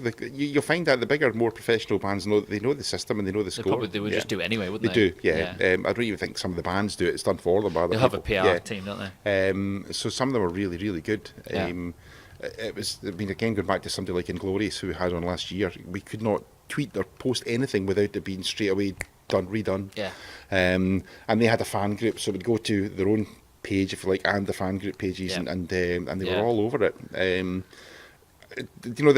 came on, they were very, very successful, and I don't doubt they'll be a big successful band because they're ticking all the right boxes. Yeah. But it's not by accident. There's a lot goes on behind the scenes. A lot of hard work. They do. They work hard at it. Yeah. Ticking all the boxes. Yeah, they do. So again, there's a kind of lesson there. If you do the right things and do it the right way, you will get on. There's no doubt you will. Yeah. It's just about being consistent, isn't it? Absolutely. Not expecting too much too soon. It's a bit like a festival as well. Yeah, something like Just that. keep yeah. just keep going. Just and keep going. It'll happen. Yeah, build it, they will come. Somebody once told me. Yeah. As I say, 2 bottles of wine and a daft idea. Here we are, 8 years on, 7 years on. Wow. Oh, I know something I was going to thank you for was inviting us last year to play your birthday. Oh, That was absolutely brilliant. It was so much fun. Really? Okay, fair enough. Tech was there. Oh, it was there. just. We didn't really know what to expect because you just kind of said, "Oh, I've got my local pub. We've got a stage. You can play. The You PE can stay at my was house." terrible. Yeah, no, it was. It wasn't that well. It was, but it made it good. Yeah, it was a Kind bit of rough and ready. because of the setup of it and like people coming forward. It was just brilliant. I was kind of trying to prove a point to the pub at some point that they should put things on, because if you put things on, people come out Yeah, to them, and they made a lot of money and sold a lot of beer, and everybody was happy. Yeah. I kind of had a joke when I was 40. I had my 40th birthday party, and then I had it for another 10 years. It was my 40th birthday party, the 10th edition, 11th edition. But I've kind of stopped now. I'm 53 and I've kind of given up on birthday parties. I'm probably a bit old for that, but I still quite like putting a band on in the local pub. It's a good thing to do. Oh, it was so much fun. It was so much fun. It's not a bad little pub, and it's a good shaped venue for sticking a band on at one end and people stand at the bar at the other end. And But the other part thanks of it for is, doing it. well, you're welcome. But the other part of it was the afterwards going up to your house. It's just such a good I laugh. probably don't remember much of that one. There's lots of alcohol. There probably is. I know slept there was. on couches. I don't think it was that one, but there was one. It might have been one with Wagons at. It probably was. I think Wagons was the year before us. And I get taken home, as in, you've had enough now, it's time to go home. And my brother got me into the house and probably changed me into a pair of flip-flops and joggy bottoms or whatever. And I turned back up 20 minutes later, back at the pub, in my flip-flops and joggy bottoms. And No, that was us. was it you? Oh, there you go. Yeah, That was us. That was that night. Yeah, See, I don't even remember. They all blur into one. Because Sorry. we were playing, and then I think did he disappear while we were playing? I was taken home. I think so. I Yeah. think so, towards the end. And then we were all just like packing up, but like drinking at the same time and having a laugh and talking to people. And suddenly someone went, "Where's Dave?" And then you showed up in a completely different outfit. Yeah, it was changed. I don't know. I think you did have flip-flops Flip-flops on. on, yeah. In like April, just going, I'd walked, "Alright, lads." I'd walked down the hill with my flip-flops flip-flops. Yeah. Like, what are those? Are your feet not cold? Yeah. Oh, it was so Alcohol's much a fun. terrible thing. I think actually Wagons, to be fair, they probably found me rolling down the hill and then put me in the van, took me up the road. That's it's a nice thing to do, and it's a favour, and I really appreciate it. I see when you'll do it, and Wagons have done it, and a few other bands have done it, and it's been really kind of you and kind of them, and it's a bit of fun at the end of the day. And It was. Yeah, it's just a party, and we have a beer and let my hair down, so to speak, and. But yeah, I say that I'd like the band or bands to play the pub more if I can convince the owner. But it always seems like it's too much hard work for him. Not that he does anything at all. Yeah, I mean, I do it. Because I remember, I think you were once talking about doing a regular birthday bash thing, having a proper venue, making it sort of an annual thing where you pick a select, maybe one or two bands. I did, and it's like gigs. I'd like to put on more gigs if I could in Glasgow, and we did a couple leading up to Christmas, and I'd looked like doing it again this year, and it just didn't quite happen. Again, it's like a bit of a showcase kind of thing. That's the idea, because I've never ever agreed with Battle of the Bands type scenarios. No. I was involved with one recently. I was asked to be involved as a sort of judge. And I did do it, which was fine, and it was nice to be asked, but I just don't agree with the concept. No. Because for me, what we used to do was put on maybe 6 or 7 bands, and it was a case of, look, I've not seen you, but here's my chance to see you. Well, if we like you, you'll get the gig. You know, it's as simple as that. If Yeah. we don't, you won't. Yeah. That's a bit awkward when you've got 7 bands and 6 are good and 1's not. And the one that's not, don't take too kindly to the fact they're not going to get to play. But They would know that before it. Yeah. There's only you're not all going to get on. Well, probably not, but see, it was to come away from that being a competition. It's just a case of, if you're good, from what we've heard so far, we like you. Let's see you have a live. look at you. Yeah. Let's see what you're like, and if you're good enough, then we'll put you on the bill. And I'd like to do more of that. Yeah. I say there are maybe plans afoot to do something else in the country on WildFire in another part of the country. Okay. Let's maybe call it a WildFire 2 or a WildFire South or a WildFire somewhere else. Sorry, I keep hitting that microphone, don't I? That sounds good. There's a bit of work to be done on that one, but there's potential to do it, and then we'll have almost like a double weekend thing going on. So would you work with somebody else who'd help you to do that? That's the plan. Yeah. It was just to be sort of, I'd be involved in booking the bands and kind of doing all the logistical side of it. Yeah. And we brand it but do it in conjunction with somebody else. That's possibly in the offing. A bit of work to be done on that one. But it'd be nice to do. And primarily then it could become almost like a sort of the northern one, the bands from the north would get a chance to play the southern one to a completely new audience, Yeah. and vice versa. Yeah. That was, you're again the first sort of person I've ever kind of mentioned this to, and if my wife listens to this tomorrow, she'll think, "Oh no, what are you doing?" It's a great idea. I think it's a great idea. The last thing you need to be doing is organise another one when you can't cope with the first one. But I've got to be a bit ambitious about it and got to hope and believe, and I do believe that it'll. It's all brand awareness, really, isn't it? Yeah, I'm still convinced to say the next one will be the best one. It always is. The next one's always the best one. Yeah. And it should be okay, because we've got a loyal crowd. That's a good thing. The people that come always come back. Yeah. We've got a real good regular crowd there, and year on year they encourage 1 or 2 other people to come along. That's it. Yeah. And it's a thing I'm proud of. We don't seem to lose many people. If somebody new comes along, then they stick with it. Yeah. I say, like Isabel and her friends. It's very organic. Yeah, they're not rockers, but they come once and they've enjoyed it and realised the bands are good, and they keep coming back. Yeah. The fact that there's a lot of kind of apparently bearded, hairy, attractive, tattooed, long-haired guys in bands, I don't understand what they see in them myself, but No, me neither. it seems to appeal to certain people. So they come back year on year, and yeah, why not? Because it's good fun. It's good fun. It's family friendly, and it's a blast of a weekend. It certainly is. Yeah, good. I was going to ask you, what was the first gig you ever went to? Well, that's an easy one. That was Judas Priest, 1978, Glasgow Apollo Stained Class Tour, Wow. supported by Iron Maiden. Jesus Christ. They weren't. They were supported by Lee Hart, who was a singer-songwriter. The next time I saw them, they were supported by Maiden. Wow. Because I met all the Maiden that night in the car. They were in the car parked Was right that at the with back. Paul Diano? Yeah, it was Paul, yeah. Yeah. Aye. And I met them all, got their autographs and stuff. I lost the picture. Oh. Got the Priest album signed as well. But yeah, it was Glasgow Apollo, 1978. Yeah, £3.50. That was the ticket. And Wow. I don't have the stub, but that was the first one. I think the next one I saw after that was Uriah Heep, and then UFO. And I mean, that's what I grew up with. It was all that kind of stuff. How did you get into all that? I've no idea. It's not like your parents listened to any of that My stuff. dad, I remember my dad listened to James Last and all sorts of strange, but he had a Deep Purple and rock album for some reason. Now, Was that a bit of a gateway into all I don't that? really know. My brother liked sort of Supertramp and kind of guitar-y bands, I suppose. I think, I mean, I listened to the radio a lot, and the stuff I really liked then was like Slade and Sweet and kind of, I suppose it's all I knew was rock at the time. Yeah. It's kind of glam rock, if you like. Very commercial, but that's kind of what I grew up with, and I think that probably led me into some of the other bands. And then where I grew up, I had a next door neighbour. This is all stuff I've never even thought of for years. Malcolm Dixon, where are you now? And Malcolm got me. He said, "Oh, if you like Sweet, you'll like this." And it was like Priest or something. I think, Yeah. oh, okay. And I just kind of went from there. Blew you away. And that was probably one of my first albums. And then I got Sabbath, Bloody Sabbath by Black Sabbath, of course. Yeah. And that was constantly getting played. And You seen them? Probably not. Is the right? I've seen various. I've not seen the Sabbath as they should be. Right. I've seen various, sort of Incarnations of them. exactly, but not with Ozzy. And I've seen Ozzy but not with Sabbath. But I never got to see them as because when they played the Apollo, I think AC/DC were the support for that tour, and I didn't go for some reason. I didn't get to go that night. I was just a kid. We were out in the sticks, we'd had to hire minibuses and stuff to go into Glasgow to see bands. And you're always from Lismahago? Pretty much. I was born outside Lismahago, but I lived there since I was 6, 7 years old. It took me about 6 months to work out how to pronounce that. I don't even know if it's still pronounced Lismahago or Lismahago. Yeah, it's an odd little name.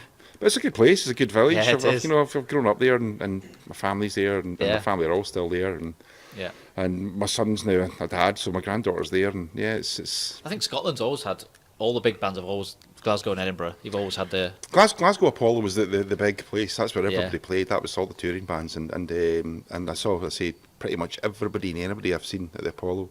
I think I was fortunate to grow up in a kind of an era where.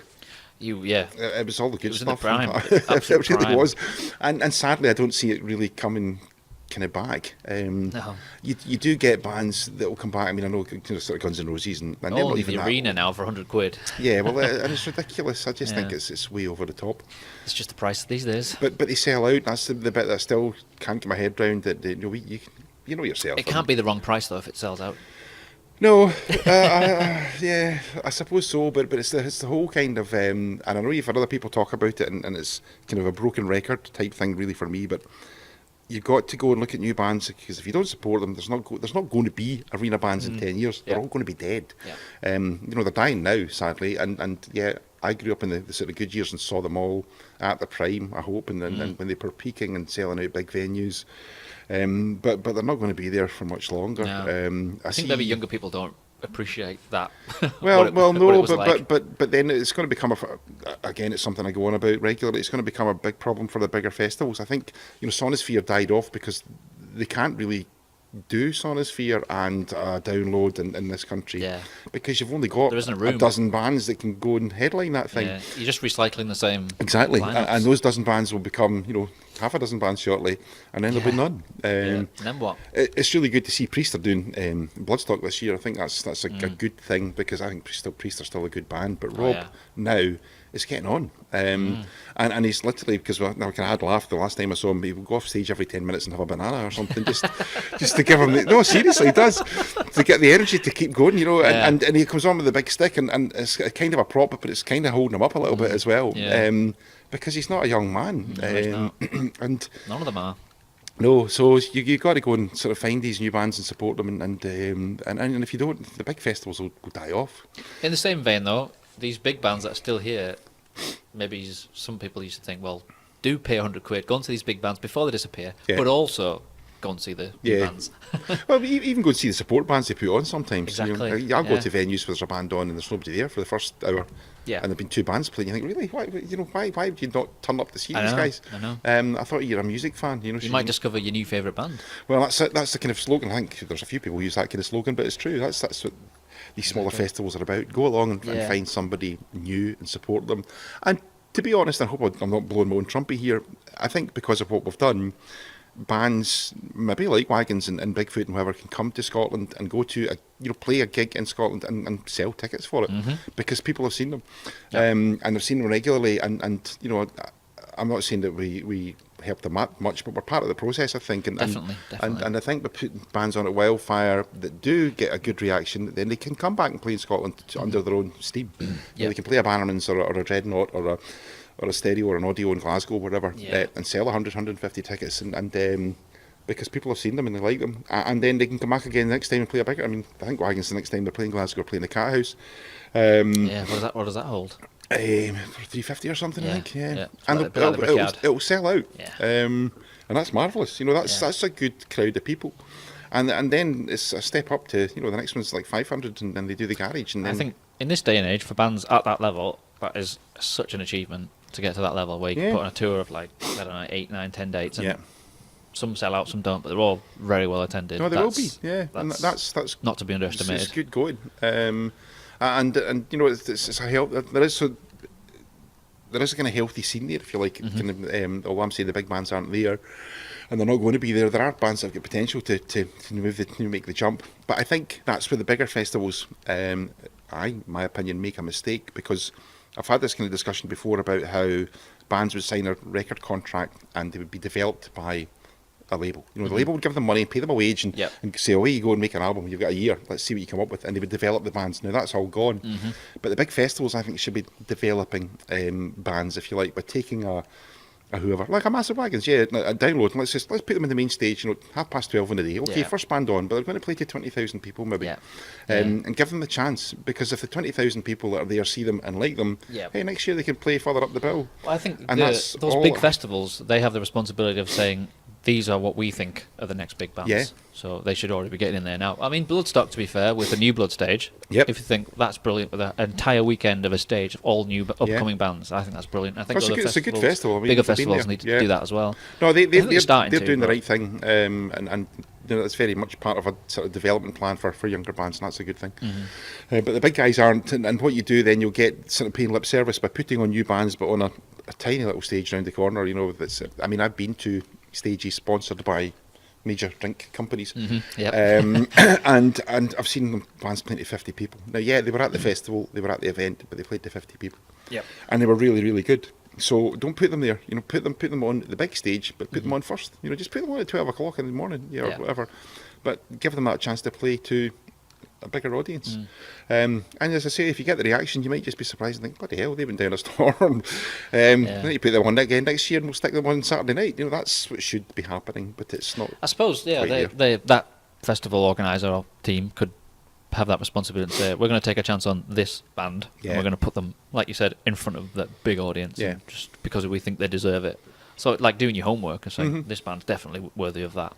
It should be. That's the way it should happen, but I say it doesn't. And I think there's a kind of a mistake with big events. And I say we've got 3 stages. We've talked about more, we've thought about more, but there's not much point, really. 3's plenty.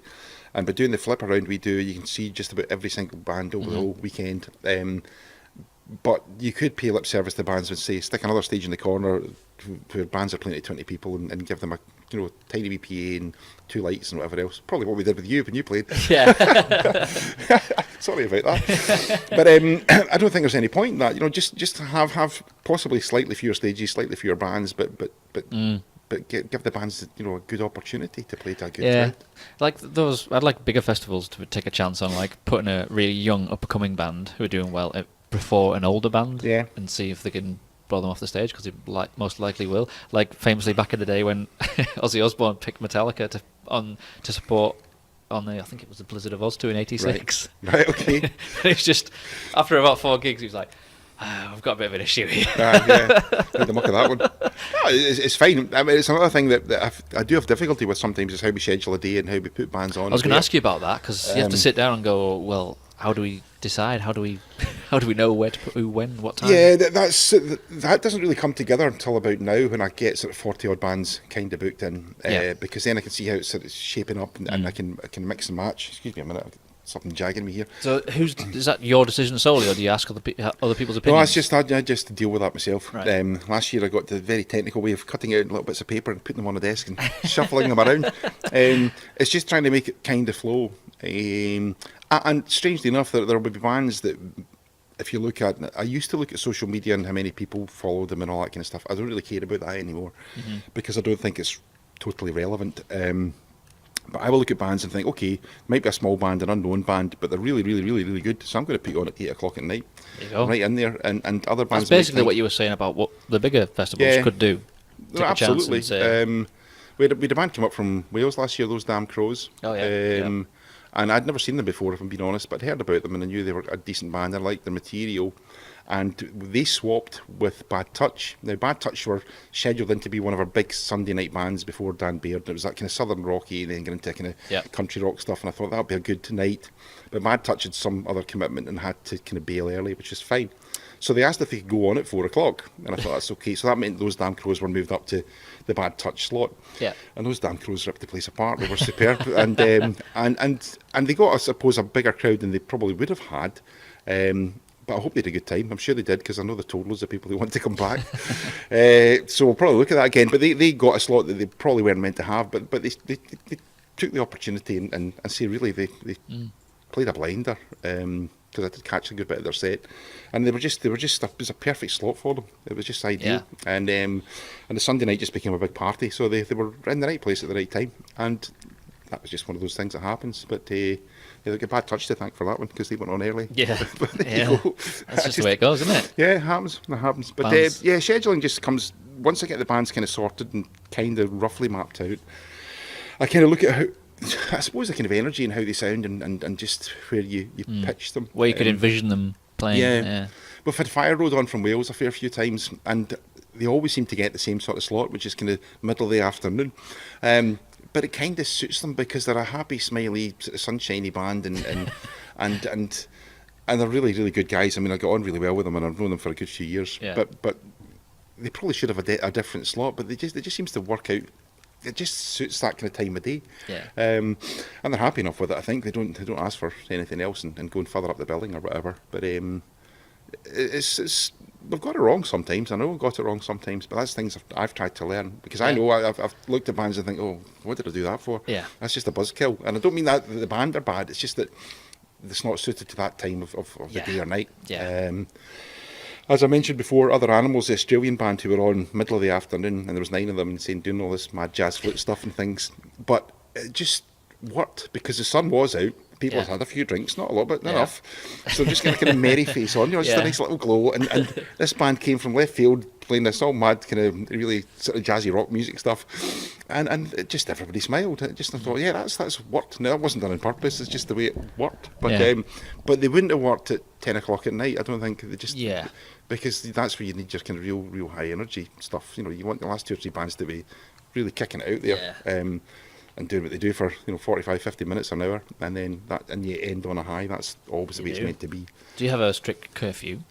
No, not really. No. Have you had anyone doing the sound test of what your decibels are? Yeah, all that we sort did. of stuff? We had a complaint about 3 years ago from somebody in the village complaining about the noise. Right. So the council came out, and they couldn't actually hear us in the village. So the person didn't want us there. I mean, it was obvious. She just didn't, So it transpired that they made the complaint. They weren't even there. They were on holiday. They didn't even live. They weren't in their own house that weekend of the event, but they put in a complaint anyway. So council came out and tested it and had no issues. Environmental health or whoever it was, and went away. You can't really hear it down there. You can hear it up on the top of the hill, and you can hear it over the other side of the hill. It travels. Where the wind's blowing. It travels weirdly. The sound, but we're licensed till 3 a.m. technically, but we don't really make a noise after sort of 11:30 normally, sort of 12 o'clock. Yeah. And that's just out of respect for the local people. But you wouldn't really know we were there. If you were driving by, you wouldn't know what was happening because it's kind of hidden behind the trees. So no, we don't have any issues with that kind of thing. It's all okay. It's fine. Good stuff. What's your social media? Do you know what's the wildfirefestival.co.uk? Well, the website, which will not be up, well, it possibly is up, but not properly up until we change all the logos and graphics for Friday, but it'll be wildfirefestival.co.uk. Our Facebook is Wildfire Festival, I think, possibly, and our Twitter is Wildfire Fest UK, I think, something like that. Okay. Yeah, I'm really on the ball. I could look it up on my phone, of course. But you guys are pretty hot on. Recently, I've seen you've been posting a fair bit. Yeah, but see, we've gone quiet for a while, but it'll kick in this week now. We'll put these 20 bands out. I've already told you that Lionheart will be playing some old school classic rock stuff for the Saturday night. Good stuff. But we'll mix that up. We'll put somebody complete opposite from that on the other stage, main stage. So it'll be probably full on metal band I'm looking at putting on there. And people need to get on and buy tickets now. Absolutely, because if you do that, there's a band from Argentina I want to book who would absolutely blow you away if you're into Priest and Queensryche and that kind of thing. But they're from Argentina and they're not cheap. Yeah. But they would just play a storm. Honestly, they would go down an absolute storm, and that's the kind of band I'm looking for. That kind of big classic metal band. But they're not young. They're not old. They're young people.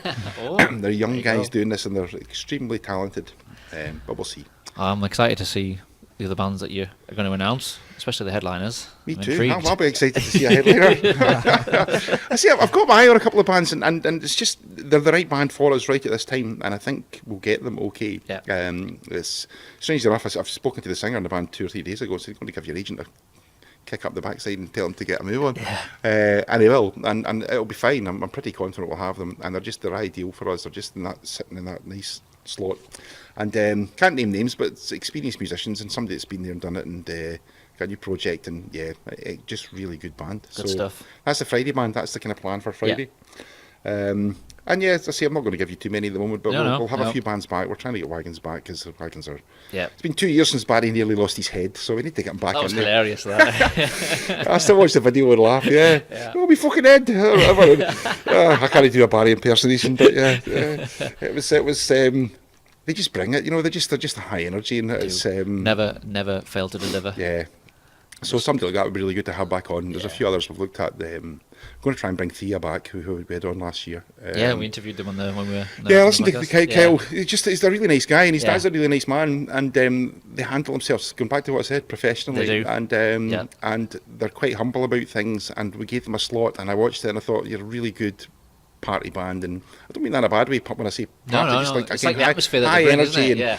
and I thought, you've got to go on Saturday night, so that's kind of, hopefully we'll try and get them back and put them up. Again, what I said, young band, put them on, give them a good slot a Saturday night. Exactly. You're at 8 or 9 o'clock, people have been on it all day. Oh, yeah. they whoop do you fucking do? They will that go is for the it. song. I know. Actually, that put me off. I can tell you the truth. The first time I saw them, I thought, I can't book that band because of that song. That's serious. I'm not an old fuddy-duddy, and I've sworn a couple of times on here. It's fine. But it's a family thing, and I thought, I don't know about that. Can we have... everybody singing fucking that word, putting that word out from the kiddies. And then we did it, and all the kids were singing, so I thought it was... That's what he said on the thing. He's like, it's fine. got into a bit of trouble at certain times. I think the parents who've got there are hopefully all pretty...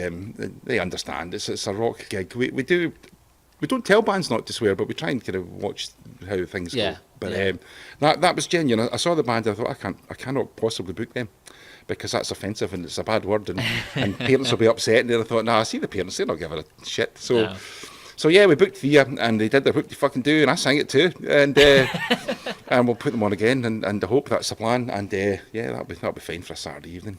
That'll be okay. We'll promote it whenever we can. I'll send you through all the stuff anyway, and so you'll know who's all playing. We'll come and see you then. We'll come back. Cool. Thanks for joining us, Dave. It's been a pleasure to talk to you. I've probably spoken at 100 miles an hour. I know. Sorry for all the people that don't understand the big joke. But it's fine. I'll do my best. I'm glad you came on. Thanks very much. I appreciate it, honestly. Thank you, Marc. Thank you. Thank you very much. Oh, man. My ears are burning.